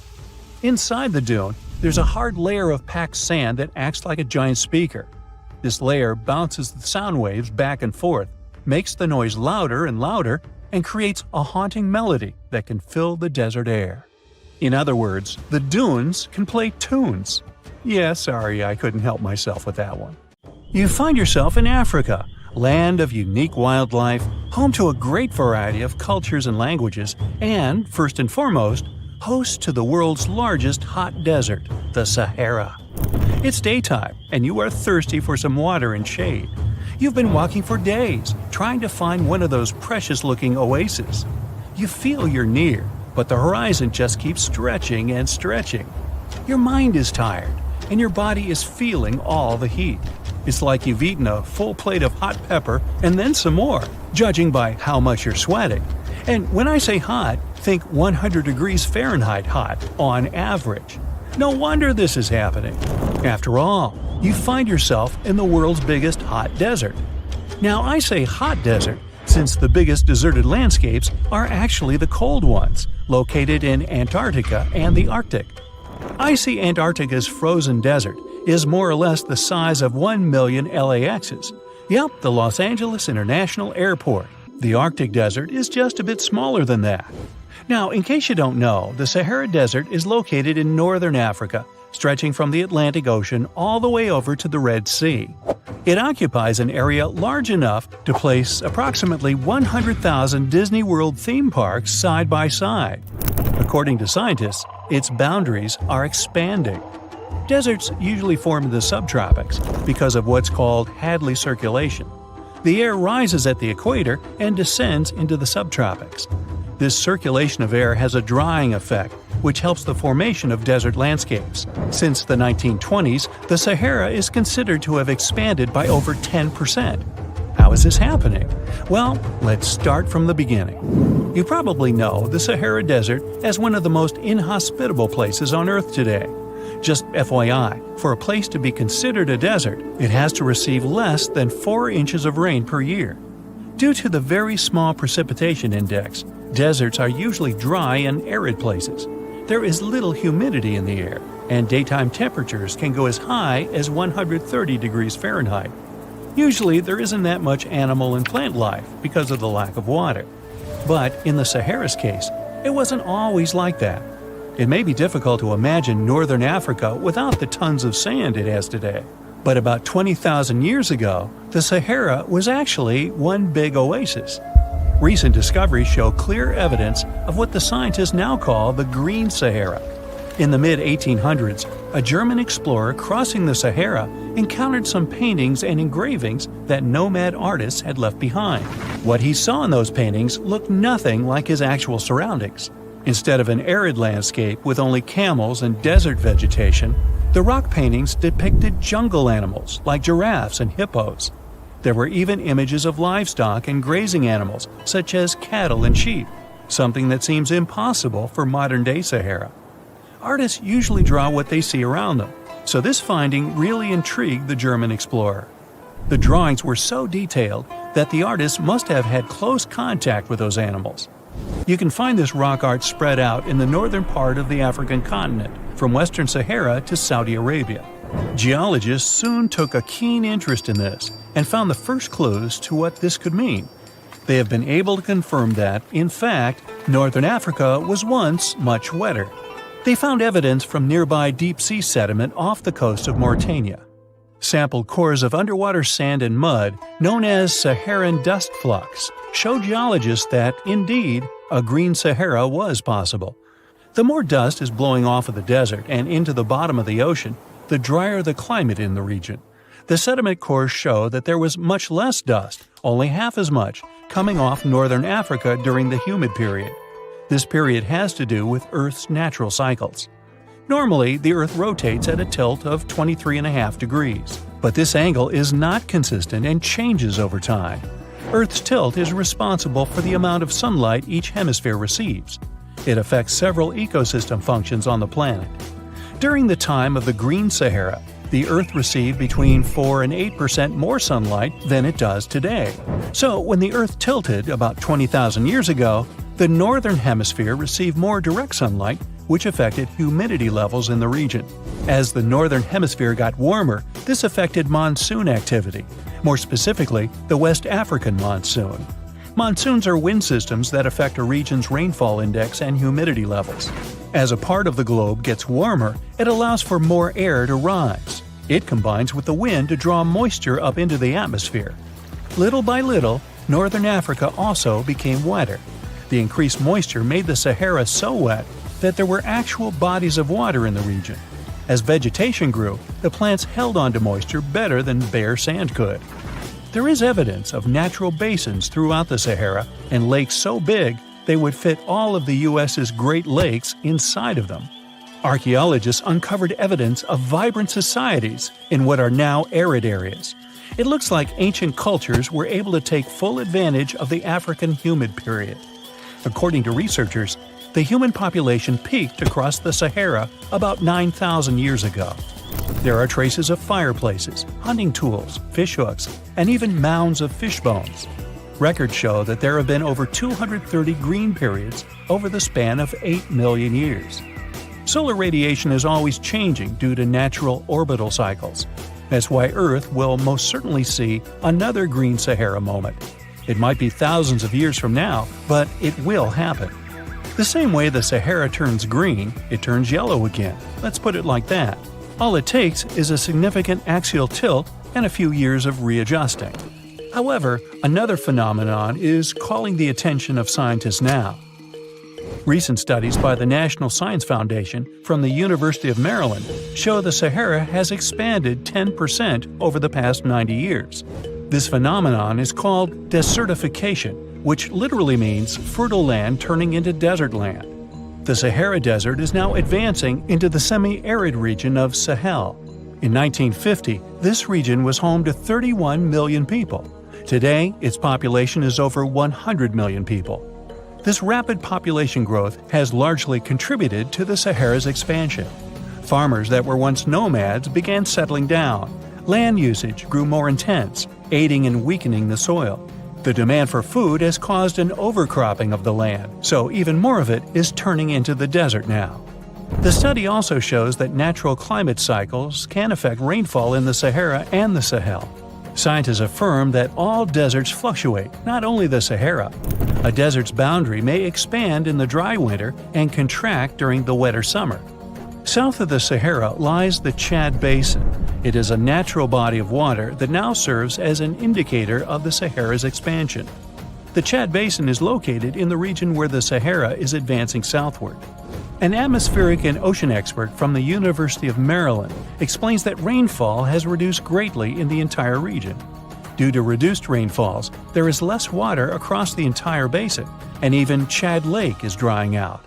Just like the Sahara, the Atacama Desert in Chile, deemed the world's driest, is also expanding.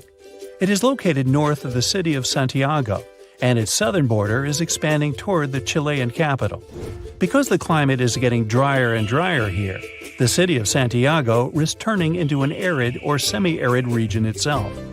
The once fertile valleys of local rivers that lived on agriculture and livestock for many generations are losing their revenues as Chilean land is turning into a desert.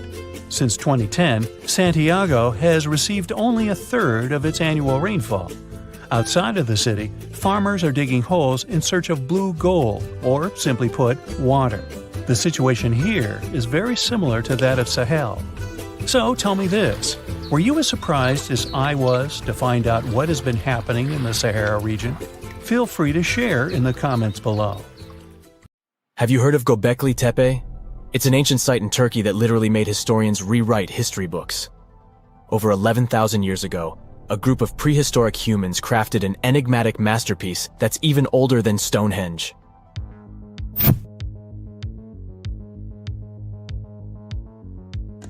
Before its discovery, archaeologists believed that people didn't know about iron and weren't good at making pottery. They were sure that settled life only emerged with the need for agriculture. But Göbekli Tepe changed this belief.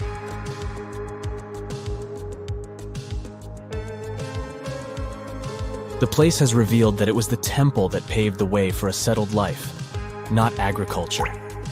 Until this discovery, researchers believed that farming was the catalyst for sedentary living. Meet Professor Schmidt, the guy whose findings changed this theory. He managed to prove that hunter-gatherer communities laid the very foundations of this way of life.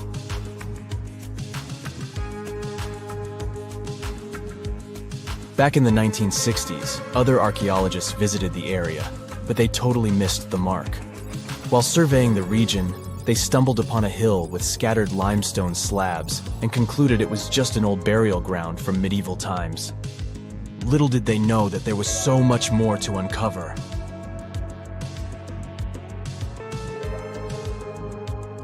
In 1994, Schmidt embarked on his own survey of prehistoric sites in the area. Surprise! He instantly realized he had discovered something truly extraordinary. Unlike the nearby flat and barren plateaus, Göbekli Tepe had a gently rounded top, rising 50 feet above the surrounding landscape. Funny enough, the translation of this place's name is Potbelly Hill. Schmidt was sure only humans could have made something like this.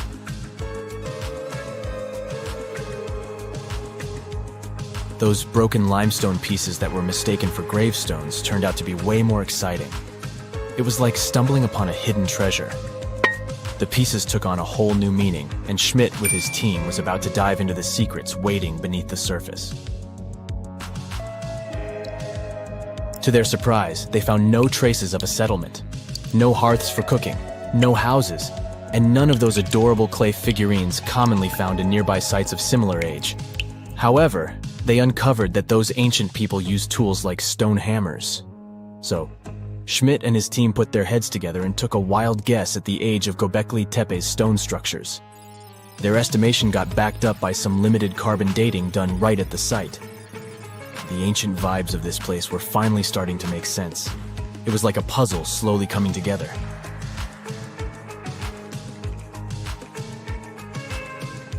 You may think that back then, people didn't have special tools to create something as cool as Göbekli Tepe. Not true. Turns out, these prehistoric folks used flint tools instead of fancy metal chisels. They were also skilled at chipping away softer limestone and crafting pillars right on the spot. Afterward, they carried the pillars a short distance to the summit and placed them upright. Once the stone rings were complete, they covered them with layers of dirt. Over time, they added new rings, and voila! You've got a cool hill to impress people in the future.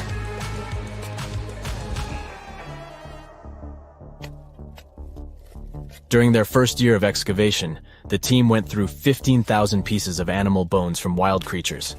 These people didn't have pet animals or grow their own food. They hunted wild animals for their meals. But things were about to change because the place had everything they needed to start farming. Scientists say they had wild sheep and wild grains that could be domesticated. And guess what? Just 20 miles away, geneticists found evidence of the world's oldest domesticated strains of wheat at a prehistoric village.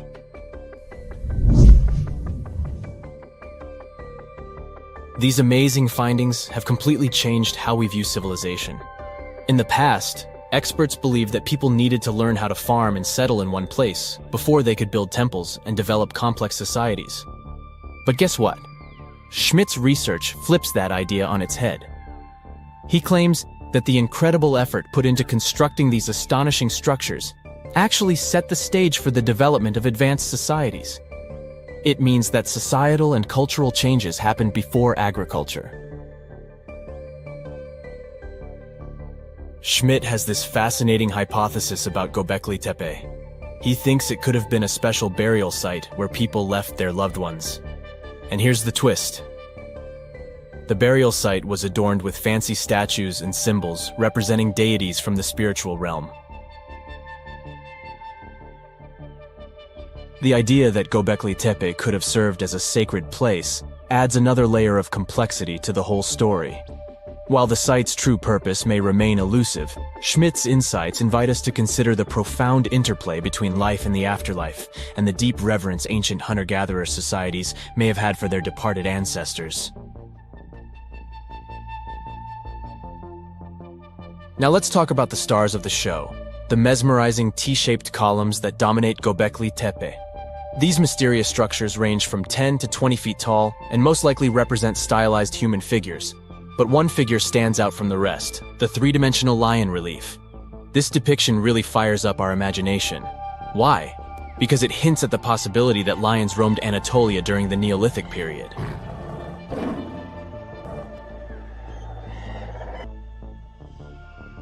These standing stones are arranged in circles and placed in rectangular pits. Each circle has a similar setup. Two big T-shaped pillars in the center, surrounded by slightly smaller ones facing inward. Talk about a stylish arrangement.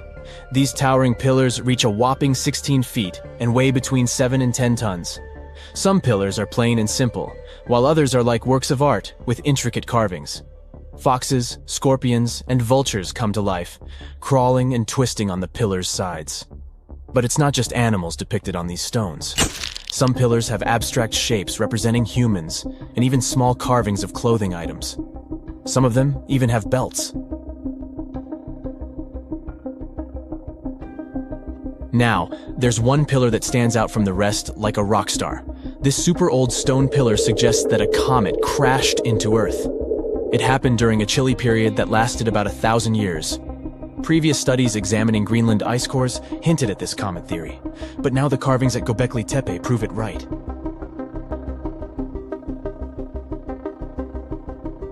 The carvings on the pillars are like a historical comic strip.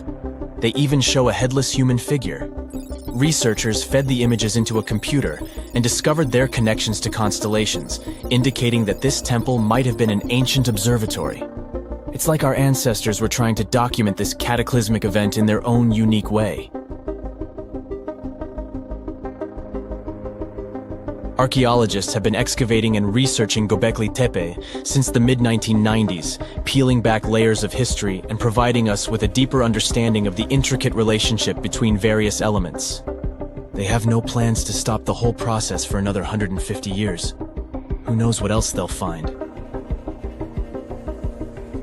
You see, Göbekli Tepe has been labeled purely as a ritual site with no signs of domestic activities. We were led to believe that the absence of water meant it couldn't support semi-sedentary communities. But scientists believe it's time to shake things up and approach Göbekli Tepe with fresh eyes. It's time to question what we believed before and use new evidence and different ways of thinking. Like, there might have been a group of people living in the area who didn't stay in one place all the time. They moved around a bit but still had their own civilization, living in the area semi-sedentarily.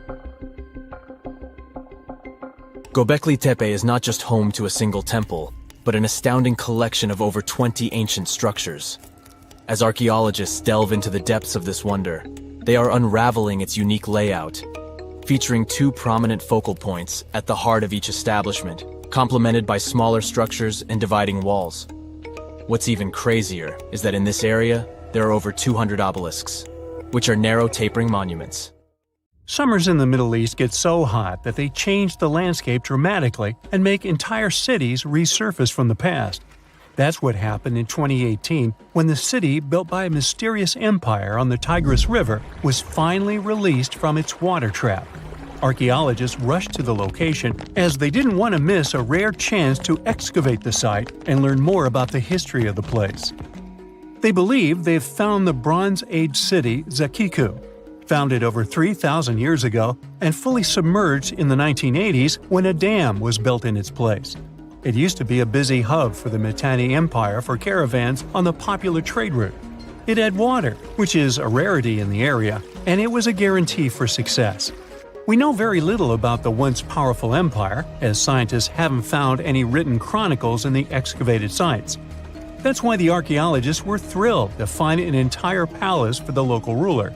Several years later, when the area became free from the water again, they found some fortifications to protect the city from foes.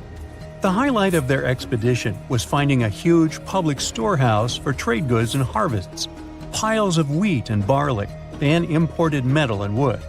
Bread was the staple food for the locals, and they also loved big pots of vegetable soups and stews for lunch. Each household kept sheep, goats, cows, and pigs, so they had a steady source of milk and meat for special occasions. All the constructions found so far were built from bricks molded from mud. The walls that were underwater for over 40 years are so well preserved as if they went down yesterday. The royal palace stands out as it's larger than the other constructions, has thicker walls, and even pavements made of baked mud bricks that were sealed to be waterproof. The local king must have been in good relations with the emperor of the larger empire, of which Akiku was dependent. Traders who lived in the city collected wooden beams and took them to storehouses. The beams arrived down the Tigris River from the forests in the mountains in the north and east of Mesopotamia. Merchants came here to sell their goods and then crossed the Tigris on their way to the borderlands. Zakiku was thriving as a center of commerce for about 6 centuries until it was hit by a massive earthquake in 1350. Archaeologists found 5 ceramic vessels holding over 100 clay tablets made close after the earthquake. It's almost a miracle that small tablets of unfired clay managed to survive underwater for decades. People who created those must have carved notes on clay while it was still wet. They wrote about anything, from newly stored harvests to notes for other kingdoms. Then they would let the message dry in the sun. Scribes even had to learn a different language so that everyone outside the city could read it. Scientists believe the tablets they found used to be part of a private archive. They hope to decipher the notes to learn more about the history of Zakiku and the whole empire after the terrible earthquake. The damage to the buildings was so enormous that it was impossible to restore Zakiku to its former glory, and if there had been any survivors, they must have left the city. Several decades later, the Assyrians, who also lived in Mesopotamia, settled here.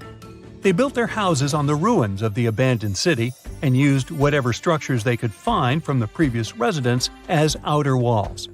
But they stayed here only for 50 years, then decided to build a new capital on more fertile soil to make some good cash from agriculture. Archaeologists working in Zakiku had to halt excavations when the water levels went back up and covered the city.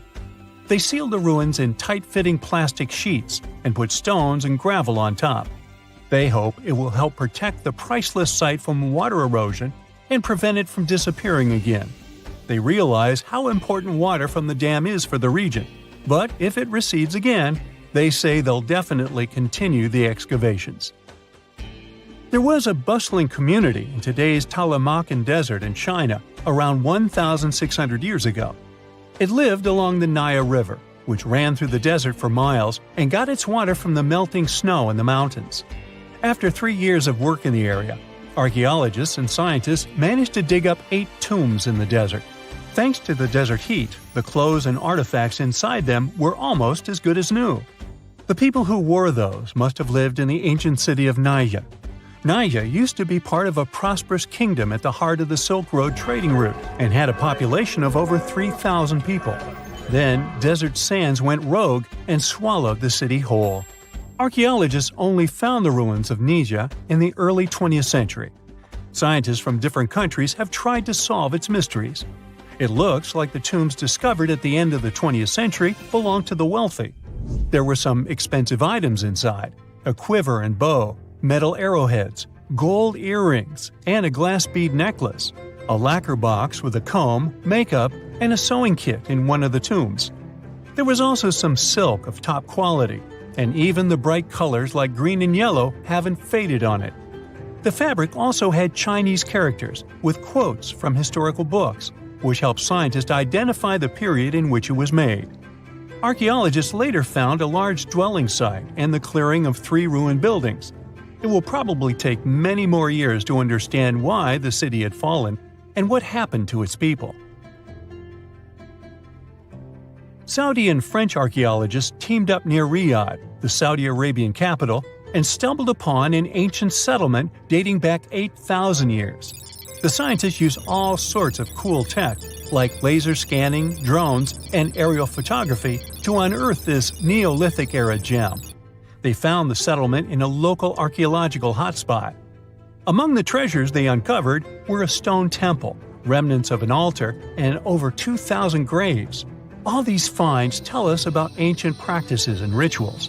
The team also found the foundations of 4 massive buildings, corner towers, and open-air courtyards, all with underground reservoirs to store water for agricultural use.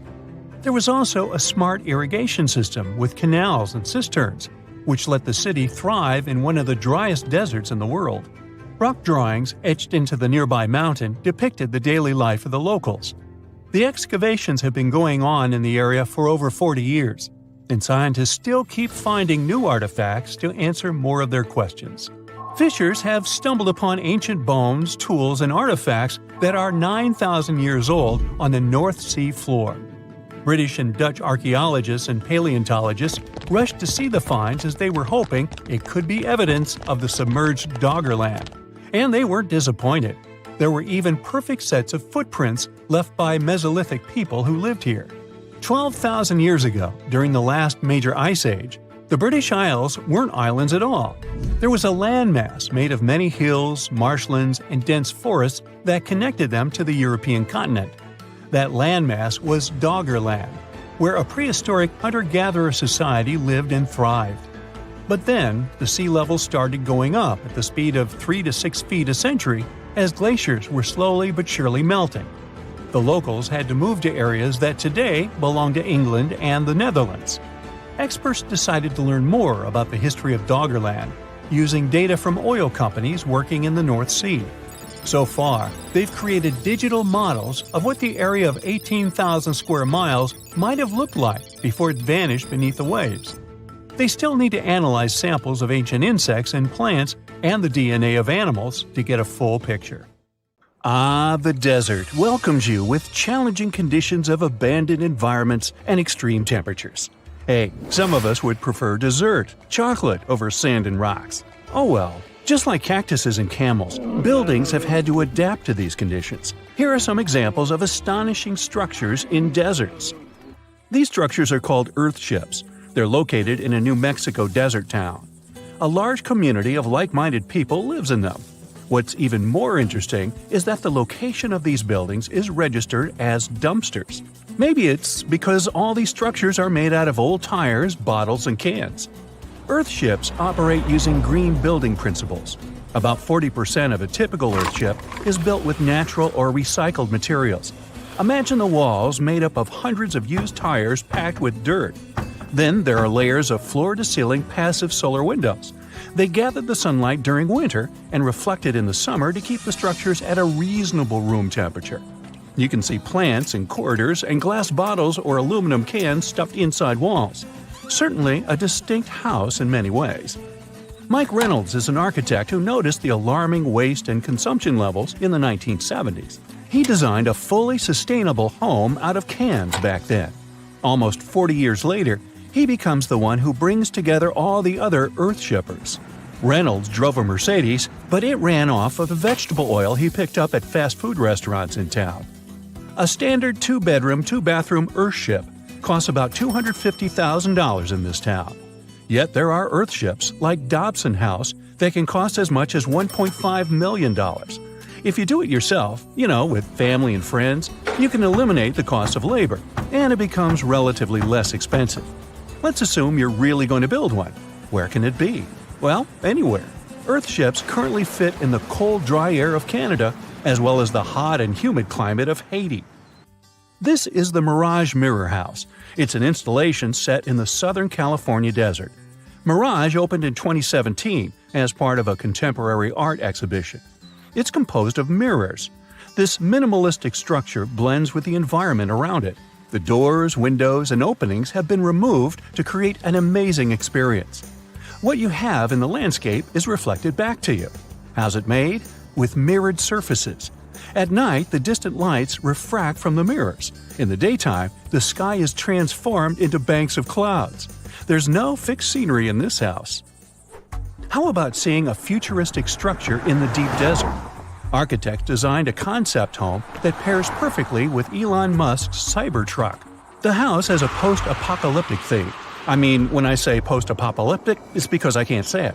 Anyway, the house is designed to survive in a disaster scenario. The cyber house has steel gates, the windows are armored, and the exterior walls are made out of super strong material. Modern house is controlled by an autonomous geothermal heat pump. To put it in less sci-fi terms, you can keep the internal temperature steady. This sleek house has an entrance that can fit the Cybertruck. After all, it's inspired by it in the first place. Plus, the Cybertruck can be lifted to the second floor to be more secure. This is King Abdullah Petroleum Studies and Research Center in Saudi Arabia. Basically, it's a laboratory in a desert. It was designed to demand minimum energy. The architecture has patterns on the walls and ceilings, giving reference to the local tradition of geometric form. The next stop is Swartberg House in South Africa. This one is located near the Swartberg Mountains, but don't get too excited. It's on the edge of the Great Karoo Desert. It's a 4-bedroom apartment. It has a special temperature regulating system. The system works like a shield from the heat in the summer and as a sun trap in the winter. You're looking at the Grand Mosque of Djenné in Mali. This mosque is 52 feet tall. This is impressive because it's made of only sticks and a special mix of mud and other natural elements found in the desert. Petra is an ancient city hidden in the Jordan Desert. The structures are carved directly into red, white, and pink-colored sandstone cliff faces. It's located among the canyons and mountains near the desert. The place was a trade center many years ago. You might already see pictures of the impressive facade of the treasury. This structure still holds many mysteries in it. For starters, scientists can't explain how the Nabateans managed to create such a structure thousands of years ago. Did you know that there's another mysterious place in the middle of the desert that has a similar structure to Petra? Medallion Saleh was like a second capital of the Nabatean kingdom. Yet another secret they left for us to decipher. It has over 100 decorated tombs and more than 1,000 non-monumental graves.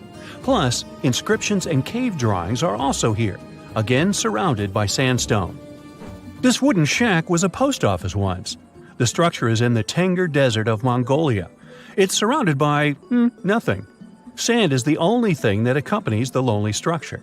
The building is only 23 square inches. As you can guess, it didn't get too many visitors. It was abandoned for over 35 years.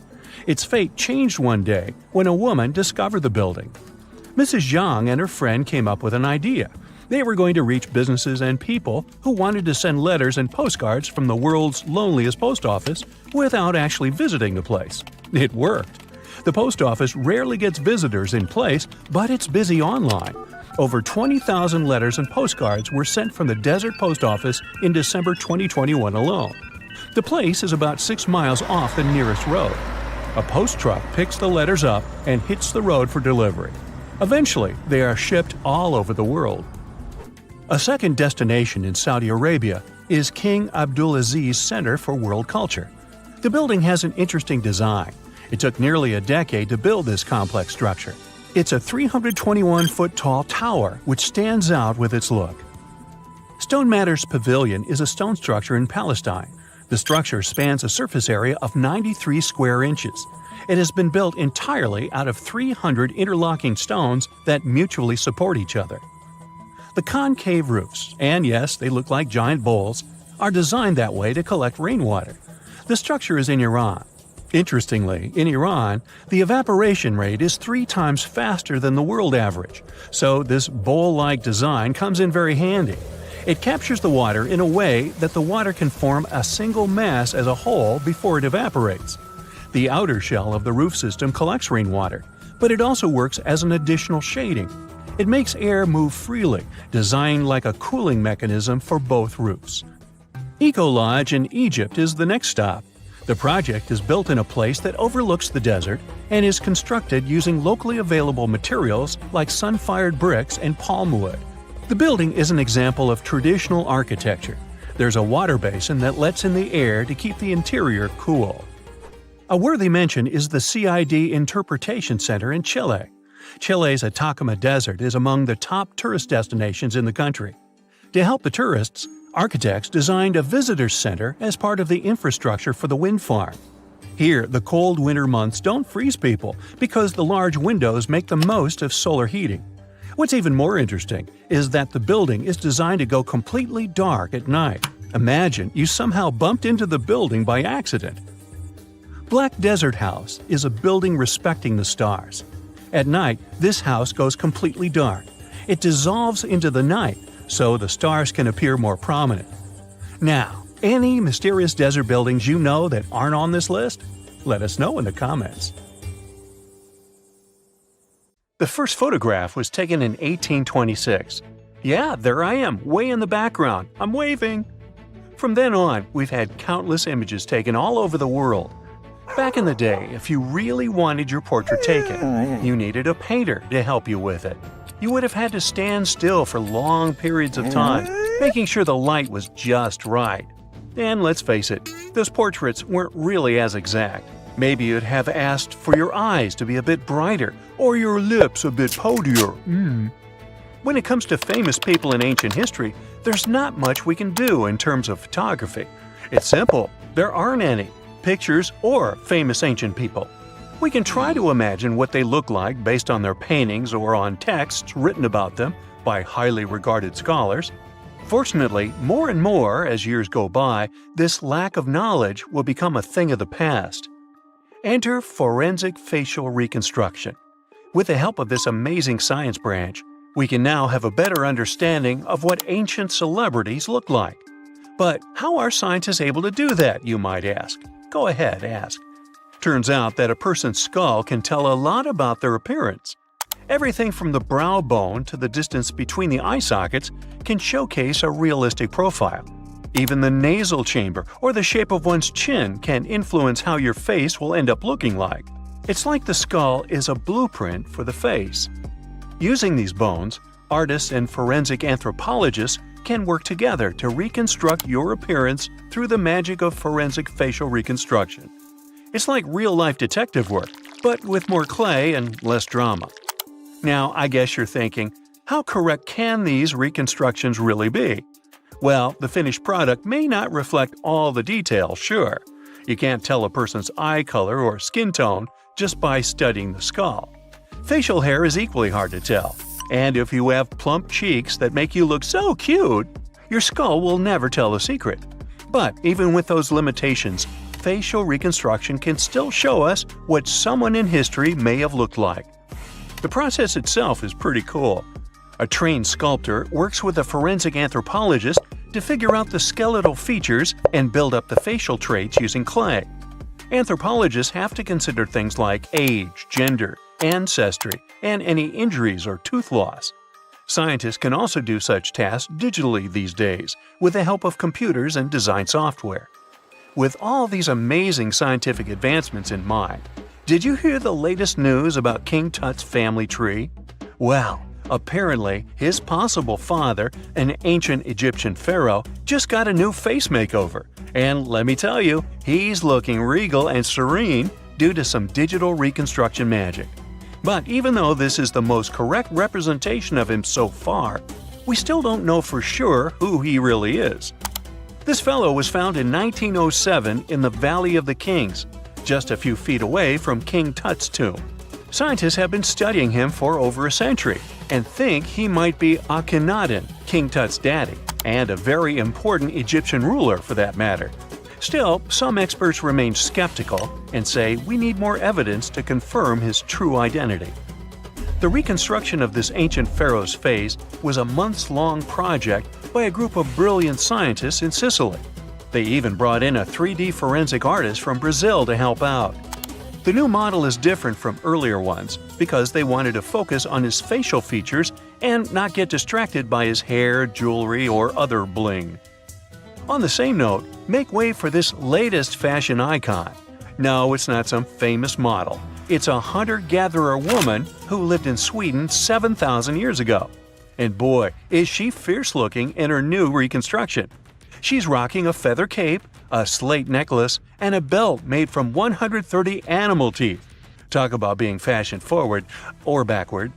Plus, her dark skin is painted with white patterns, making her look like a true work of art. But don't be fooled by her stunning appearance. This woman was more than just a pretty face. She was buried upright in a location dating back to 5500 BCE to 4600 BCE, and her rich jewelry tells us that she was important in her local community. Thanks to the work of an archaeologist and sculptor, we can now see what this ancient woman looked like. They used a CT scan of her skull to piece together her face muscle by muscle, creating a unique expression. It's like making eye contact with the past. While we may never know for sure what her role was in her community, her intricate surroundings suggest that she held a special place for her people. Now, Otzi, the 5,300-year-old mummy from the Alps, also got a new makeover thanks to this amazing technology. He didn't go to a plastic surgeon if that's what you're thinking. Two Dutch brothers used their skills in forensic science and artistry to recreate his face for a new exhibit in Italy. Otzi was found in 1991 by hikers who stumbled across his mummified and frozen remains in the mountains near the Italian-Austrian border. He's been around longer than Stonehenge or the pyramids of Giza. And now, thanks to the two skillful brothers, we finally know what he looked like. They used 3D images of his skull to recreate his face. A photographer also documented the whole process for half a year. Earlier research shows he passed away from a wound caused by an arrow. He was left in a protected area high up in a cold glacier region, so his body was preserved in the snow. He is now safely kept in a refrigerated cell at the museum, which mimics the wet, cold glacial conditions that kept him preserved. They even have a unique cooling system that makes it possible for the mummy to be displayed. Otzi's last birthday was his 46th, which was a pretty ripe old age for his time.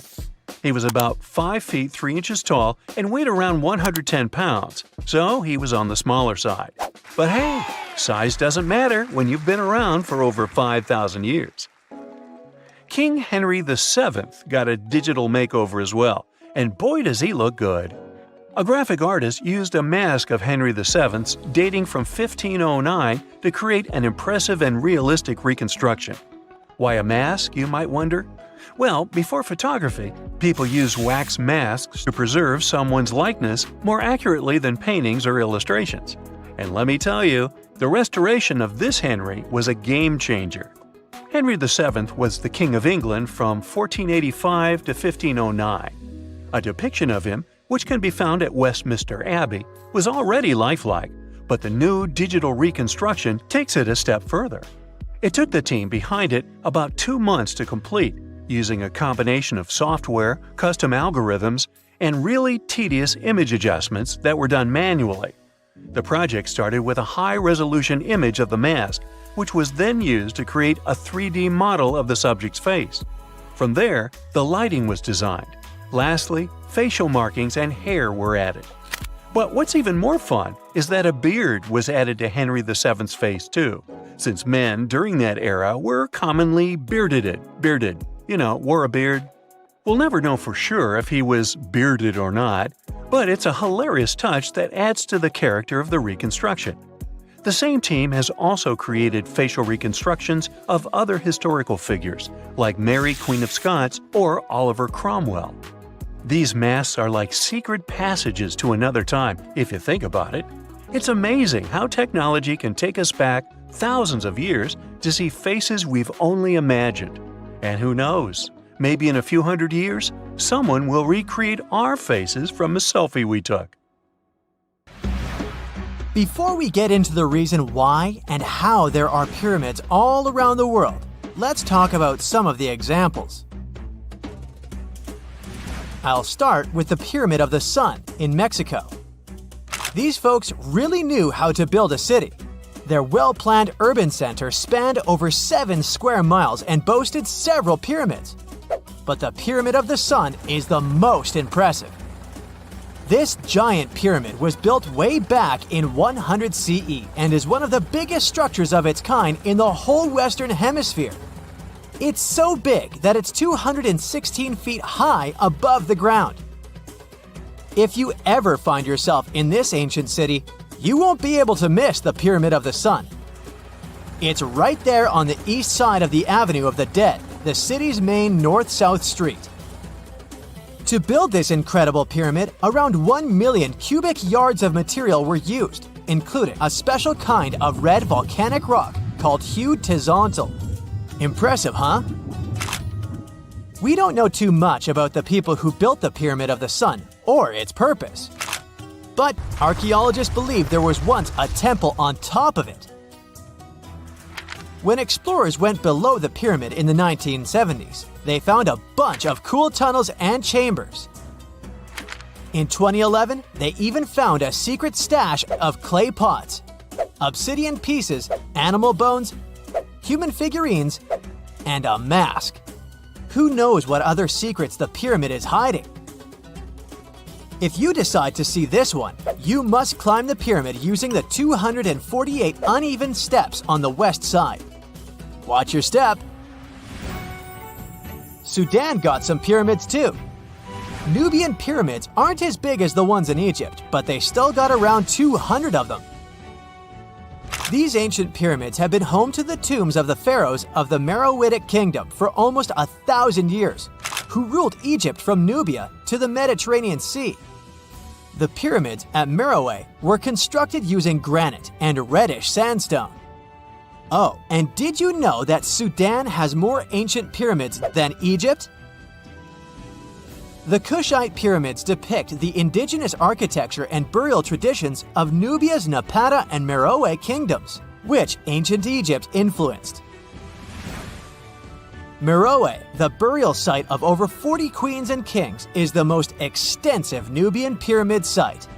The tomb walls depict mummified royals bedecked in jewelry, their wooden caskets containing bows, quivers of arrows, and other artifacts pointing to the Meroitic relationship and trade with Egyptian and Greek civilizations.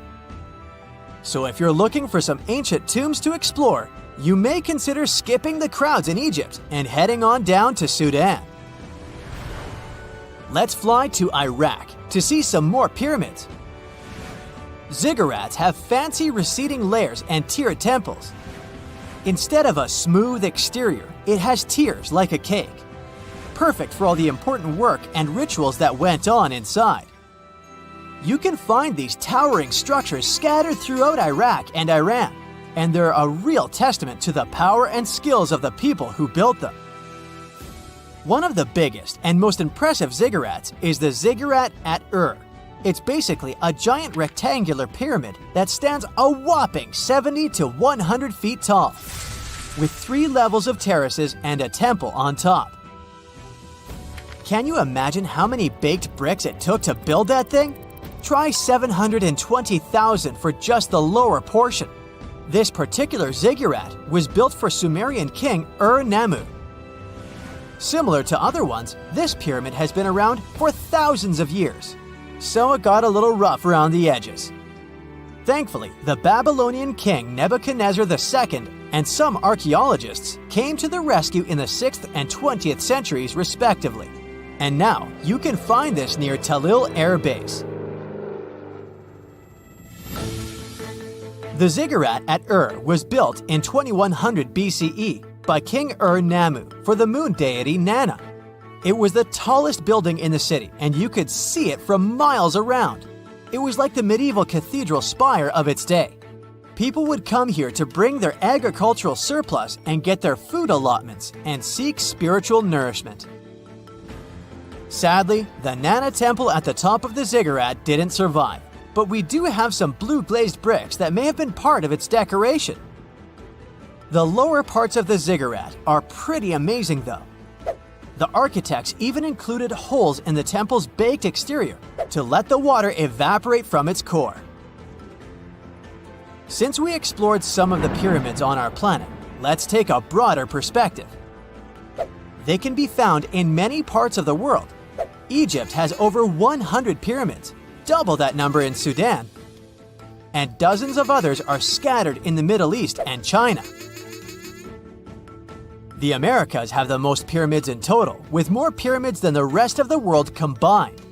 These pyramids are located in Mexico, Guatemala, Honduras, and El Salvador.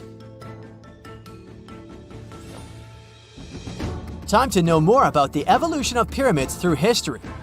The oldest pyramid is in Egypt. This pyramid was a step pyramid, which was created by placing one layer of stone on top of another. The pharaoh Sneferu is credited with creating the pyramid shape we recognize today. During his 45-year reign, he built 3 pyramids. His first 2 attempts failed, but he finally got it right with the Red Pyramid, which is considered the first true pyramid. It was Sneferu's son, Khufu, who built the Great Pyramid of Giza, which was the tallest human-made structure on Earth for almost 4,000 years.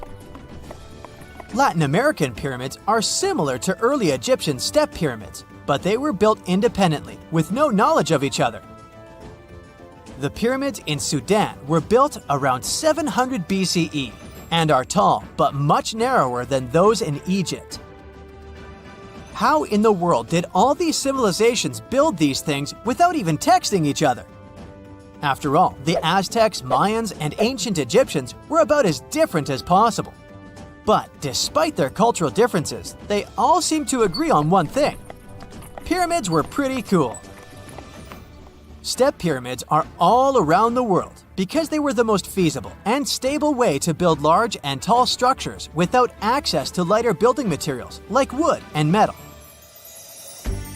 The triangular form with a square base is the best way to build a sturdy structure, and having a cube structure would require more material for less height. Now, when it comes to pyramid design, the Egyptian pyramids were like giant triangles with a square base, smooth sides, and a pointy top. On the other hand, the Aztecs and Mayans went for a tiered cake look, with steps leading up to a flat platform on top. So, while all these pyramids share the same basic shape, they have their own unique flair. Each group built its pyramids using different materials, techniques, and slope angles. So while they may have been inspired by each other's work occasionally, they were just doing their own thing. Egyptian pyramids had smooth, angled sides that were designed to help the pharaoh's soul ascend to heaven. The Pyramid of the Sun was built over a series of caves that served as a passageway for the deities. The Maya built the temple of Kukulkan in Chichen Itza to honor the deity Kukulkan, usually represented by a serpent. Nicknamed El Castillo, it has 91 steps on each side, plus a platform. That's 365 steps, one for each day of the Mayan calendar. Tell me, Brightsiders, how were pyramids built? To begin with, humans made them, not a foreign race from space that landed on Earth. You see, one thing that all pyramids have in common is that they were built without advanced tools or even the wheel. It took a lot of people to build them, including skilled laborers and architects. For example, it's estimated that 20,000 people built the Great Pyramid of Giza, and it's believed that most of them were skilled laborers. Building pyramids was a massive undertaking that required years of planning and effort. The Great Pyramid at Cholula, Mexico, took 600 years to complete. I bet you've never heard of the legendary oasis of Zerzura. This ancient city is said to be hidden somewhere deep in the Sahara Desert, and its discovery could mean unimaginable riches and untold secrets. According to an anonymous 15th century Arabic guide, the key to unlocking the city lies in the beak of a bird carved on the city gate. Zerzura might not be as popular as Machu Picchu or the pyramids, but that just makes it more mysterious. Legend has it that Zerzura is built around this big oasis somewhere in the desert west of the Nile. Apparently, it's made out of white stone and has all these luxurious houses and gold decorations. The story goes that a scribe wrote down the account of a traveler who stumbled upon Zerzura while looking for his lost camel. At one point in his journey, the man got caught up in a sandstorm, where he got separated from the rest of his group. The traveler kept wandering in the desert for days, and then, out of nowhere, 2 men showed up and guided him to the city of Zerzura. The traveler described this city as an oasis filled with little birds and made out of pure white stonework. The city is also said to be guarded by giants. In 1835, an English Egyptologist named John Gardner Wilkinson mentioned the city in one of his books. He spoke to a man from Egypt who found the city by accident after days of wandering through the desert. He mentioned some ruins, unusual stonework, and a large oasis surrounded by palm trees. The man even gave some instructions on how the city could be found, indicating that it might be in the western desert of Egypt. But here's the kicker. Even though a group of explorers went out to find Zerzura, they didn't succeed. At the same time, they did stumble upon a bunch of previously unknown oases. In the early 1900s, numerous expeditions were sent to find the city, including one with a fleet of Ford Model A trucks. But, alas, none were successful. Others say Zerzura did exist at one point, but not anymore. It's possible it was swallowed by the desert. It's believed that back in the day, the Sahara Desert was actually green. Scientists even found traces of ancient rivers that flowed through the area 100,000 years ago, creating green corridors across the desert. But Zerzura might have never been real to begin with. Maybe it only existed in the minds of people, a figment of their imagination as they were struggling in the African desert. For thousands of years, people have been obsessed with the hunt for another lost city, Atlantis. But if this place really existed, where on Earth, or under the sea, could it be? According to Plato, Atlantis was an actual place, and it was supposedly located somewhere in the Atlantic Ocean, near the Strait of Gibraltar. But how did this mythical city become synonymous with a perfect, paradise-like society? Well, you can thank Ignatius Donnelly for that. The American writer published a book in 1882 where he outlined 13 hypotheses about the existence of Atlantis. Donnelly truly believed that this lost city was where ancient humans lived in peace and joy for centuries. Donnelly even thought that Atlantis was the original source of many ancient civilizations around the world. And if we just followed Plato's clues, we could totally find Atlantis. Sounds like a treasure hunt, right? What inspired Donnelly to go on this quest in the first place, you might ask? Apparently, an amateur archaeologist discovered the city of Troy, using Homer's The Iliad as a guide. Well, if Troy was real, then why not Atlantis? Back in the day, some people believed that America was the legendary Atlantis. Columbus really stirred up some excitement when he brought back news about the New World to Europe. But the real hunt for Atlantis didn't really start until the 20th and 21st centuries. Some people tried to connect the dots between a volcanic eruption on the island of Santorini and the destruction of Minoan settlements. But in 2018, a team of investigators claimed they had nailed it, announcing they had discovered concrete proof that Atlantis had existed. What was their evidence, you ask? A series of mysterious circles in a national park in Spain. But the circles turned out to be nothing more than experimental ponds for studying zooplankton. Let's face it, there's no real evidence that Plato's lost city of Atlantis actually existed. But it doesn't make searching for it any less exciting, does it? The Fountain of Youth isn't a lost city per se, but it is another mythical location that many have claimed to have stumbled upon over the years. Long ago, people were obsessed with the idea of living forever, or at least extending their lives as much as possible. Each culture had its own wild story, like the Greeks talking about a magic fountain that let people live longer, or Alexander the Great finding a river of paradise that could heal the wounded. Japanese legends spoke of hot springs that could make you young again, while the Caribbean locals talked about the restorative powers of the water in one of their own mystical lands. Explorers searched far and wide for these magical waters, but nothing. Probably the most famous of all was the story of the Spanish explorer Juan Ponce de Leon, who thought he'd found it in Florida. Now, Ponce de Leon was quite a character. He sailed with Columbus and became an important figure in the area now known as the Dominican Republic. He found gold in Puerto Rico and even became the island's administrator. But when the ruler of Spain decided to replace him in his duties, he got upset and decided to explore Florida, looking for gold and the elusive Fountain of Youth. He explored the Bahamas, but sadly, he didn't find any gold or magic water. He did, however, make his way to Florida. He explored the coast and even discovered the Gulf Stream. Unfortunately, his last expedition didn't go well, and he was wounded. But the legend of him searching for the Fountain of Youth lived on.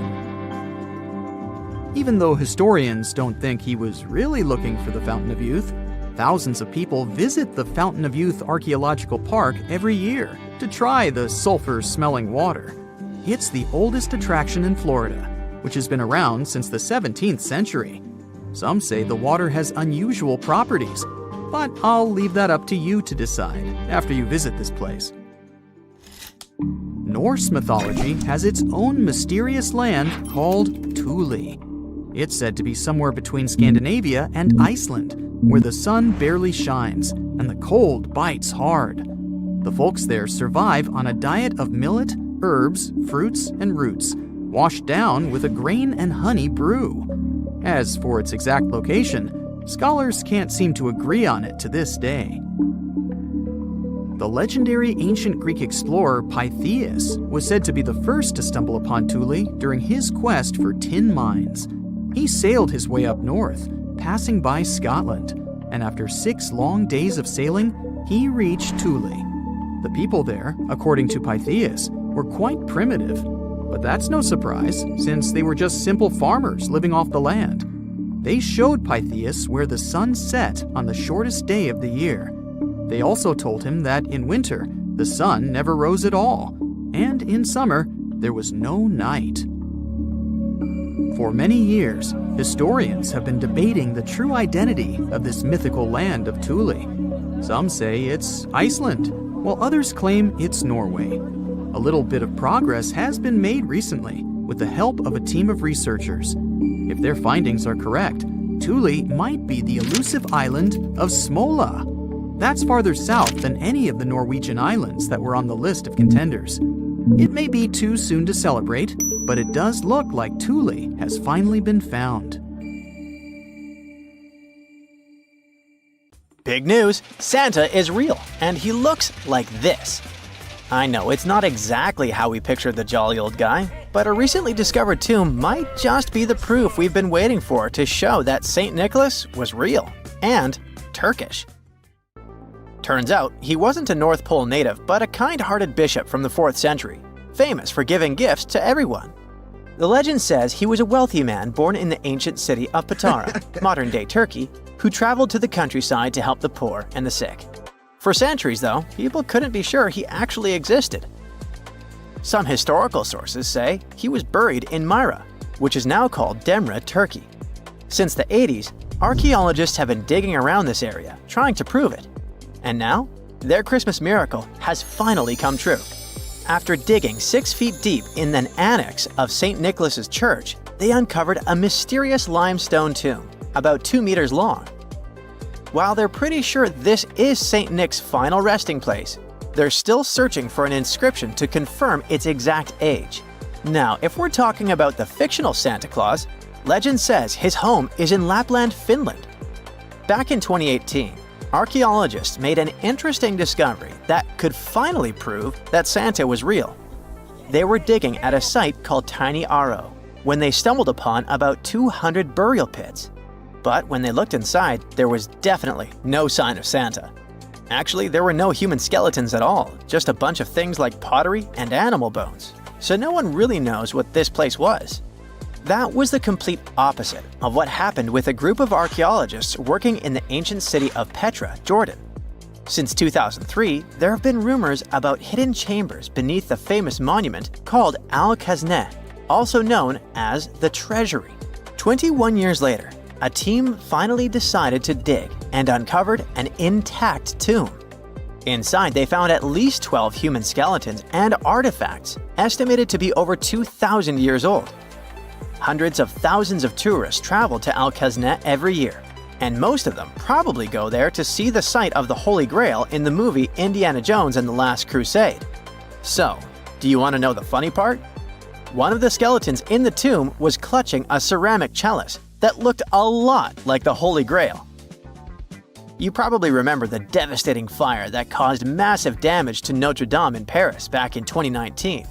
Because of that, the building, originally built between the 12th and 13th centuries, had to be restructured. But archaeologists saw it as a golden opportunity to dig into the site and uncover its hidden secrets. The team was only allowed to dig about 16 inches beneath the floor, but that was enough. As soon as they removed the floor tiles and cleared away a thin layer of dirt, they spotted the top of a lead coffin. Then, they found some limestone sculptures, including life-sized heads and torsos. Altogether, they uncovered over 1,000 fragments of different works of art. Ancient statues have been found in the most random places, including a sewer. In July 2024, Bulgarian archaeologists were checking a Roman sewer in the ancient city of Heraklia Sintika when they found a nearly 7-foot-tall marble statue of Hermes, the Greek messenger deity. This town was completely devastated and abandoned after 2 earthquakes, one in the year 388 and the other in the year 425. But somehow, it didn't destroy this statue. In fact, its head was found in surprisingly good condition. Finding ancient artwork is definitely fascinating, but imagine stumbling upon an entire hidden city in the Amazon rainforest. Using high-tech lasers, researchers uncovered a lost civilization with thousands of structures and a whole network of roads, canals, and houses, all buried beneath the dense jungle. This city was built around 2,500 years ago, in an area located in the shadow of a volcano, which, by the way, could have erupted and destroyed this civilization at some point. It's hard to say exactly how many people live there, but experts estimate they stayed up there for about 1,000 years. This discovery proves ancient people also had huge organized cities in the middle of the Amazon. A similar thing happened in Campeche in southern Mexico. An archaeologist was doing some research on the internet when he accidentally discovered a hidden Maya city. This area, now called Valeriana, was huge, about the size of Edinburgh, the capital of Scotland. It had pyramids, sports fields, amphitheaters, and paths connecting different districts. Thanks to satellite images, archaeologists uncovered an entire unknown civilization from the Bronze Age. They were checking out aerial images when they discovered 100 prehistoric settlements in the Pannonian Plain, a region that includes parts of what's now Serbia and Hungary. The people who lived there are now known as the Titsa Site Group, and it looks like they were a pretty well-organized society, skilled at growing food, hunting, and fishing. Google Earth helped a team to uncover a mysterious set of 400 ancient gates in Saudi Arabia. These gates, scattered across the desert, are thought to be from thousands of years ago. They're made of stone and arranged in weird formations that have left archaeologists scratching their heads. I mean, they don't look like they were meant for funerals, and they don't seem like structures where people lived. So, we still have no idea what they are. Technology is really changing archaeology. Thanks to artificial intelligence and, well, a $1 million prize, we've finally been able to decipher part of an unreadable and super damaged ancient scroll. The Herculaneum scrolls were discovered by workers digging up the ancient town of Herculaneum near Pompeii in 1752. But their condition was so bad that, for years, they were considered indecipherable. Thankfully, AI has helped unveil their secrets. Based on the studies so far, experts believe that one of these scrolls was written by a philosopher who valued pleasures, like music and food, above all else. No doubt, Stonehenge in England is one of the most mysterious places on Earth. Some theories even suggest it was built by extraterrestrials. After more than a century of research, archaeologists are still figuring out how it came together. See that big altar in the middle? Turns out it came all the way from Scotland.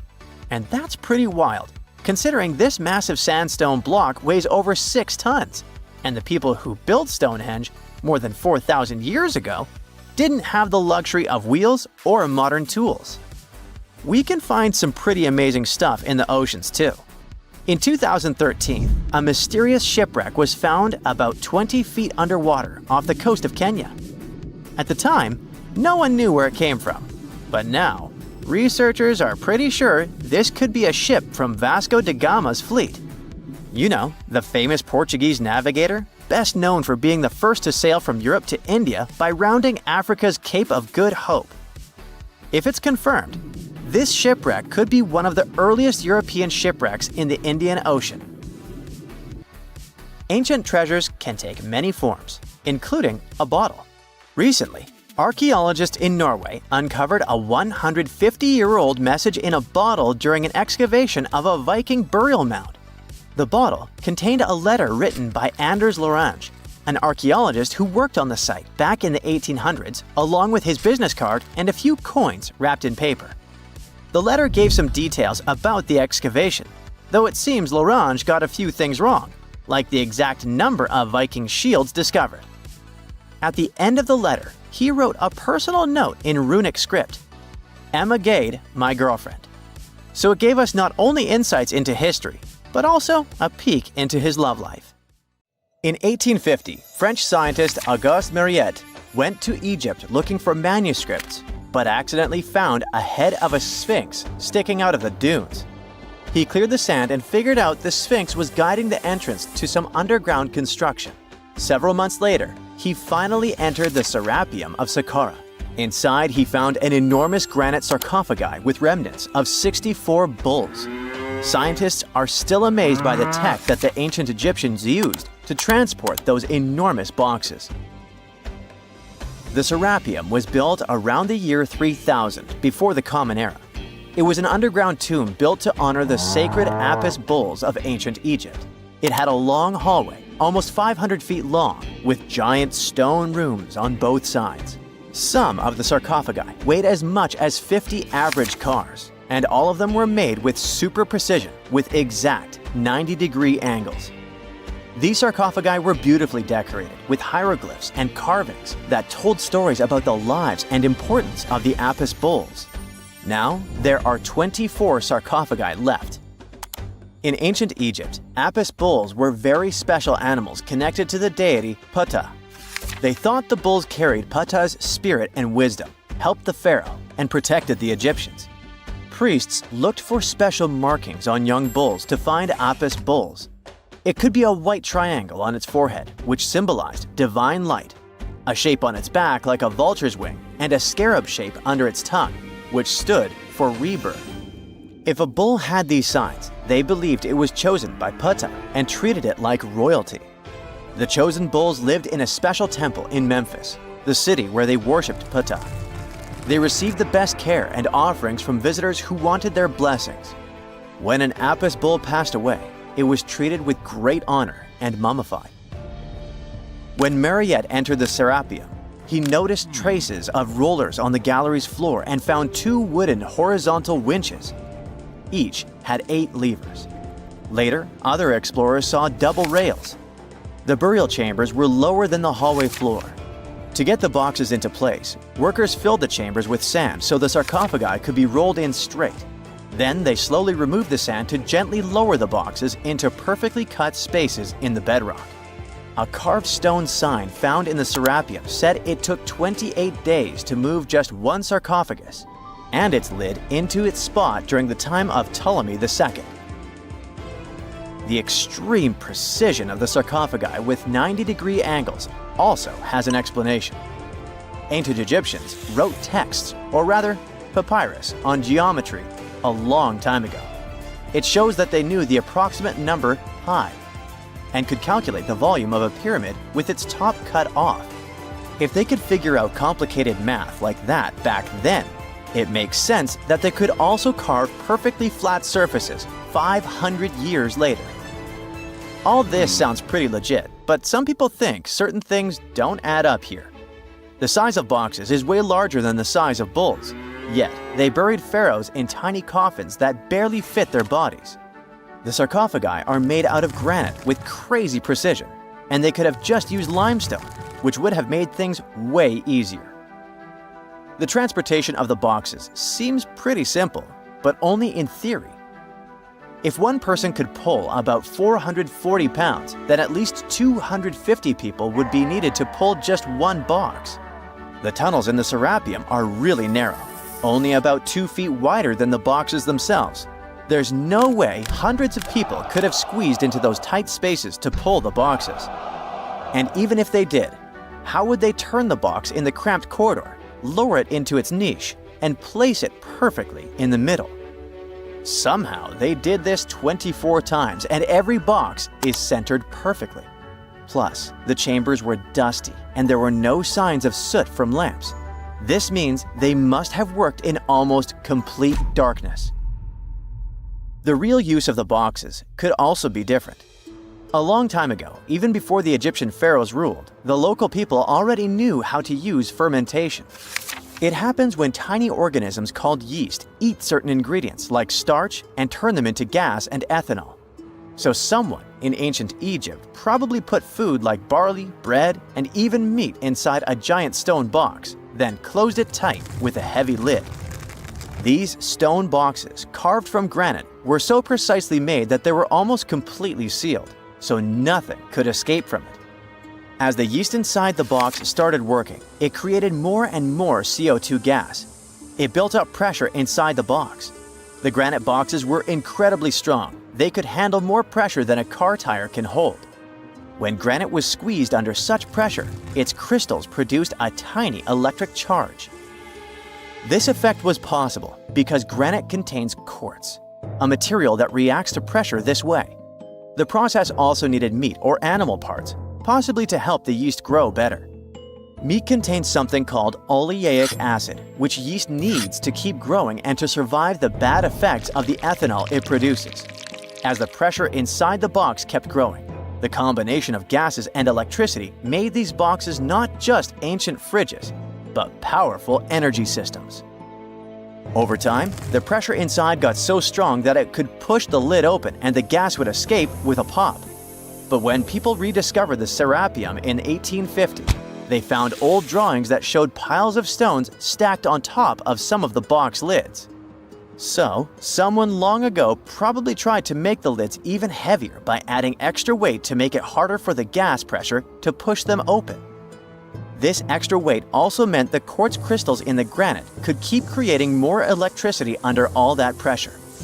If someone opened one of these stone boxes thousands of years later, they would only find bones from bulls that were placed in the box. And that's exactly what Marriott discovered in the 1850s.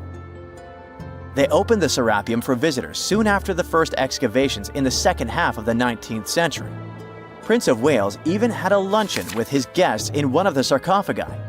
Sands and earthquakes made the site inaccessible for a while, but now you can visit it again and try to solve the mystery yourself. With new tech, we could have answers to many other historical mysteries soon.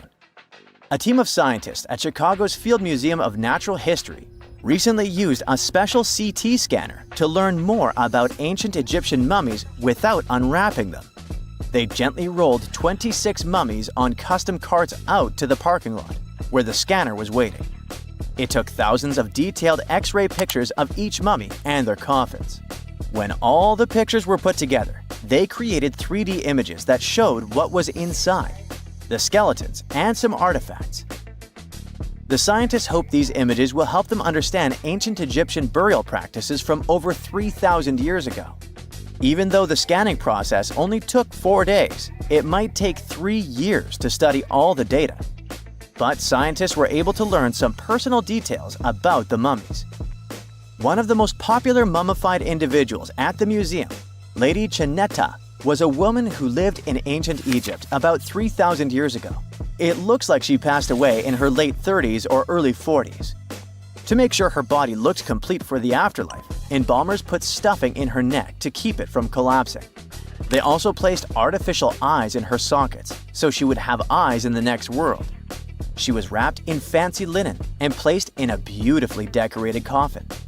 The scans revealed that it had been carefully crafted with a slit at the back, which embalmers used to fit the body. There were also some artistic details on the surface, like markings for her knees. It looks like her burial was on the scale of a high-end luxury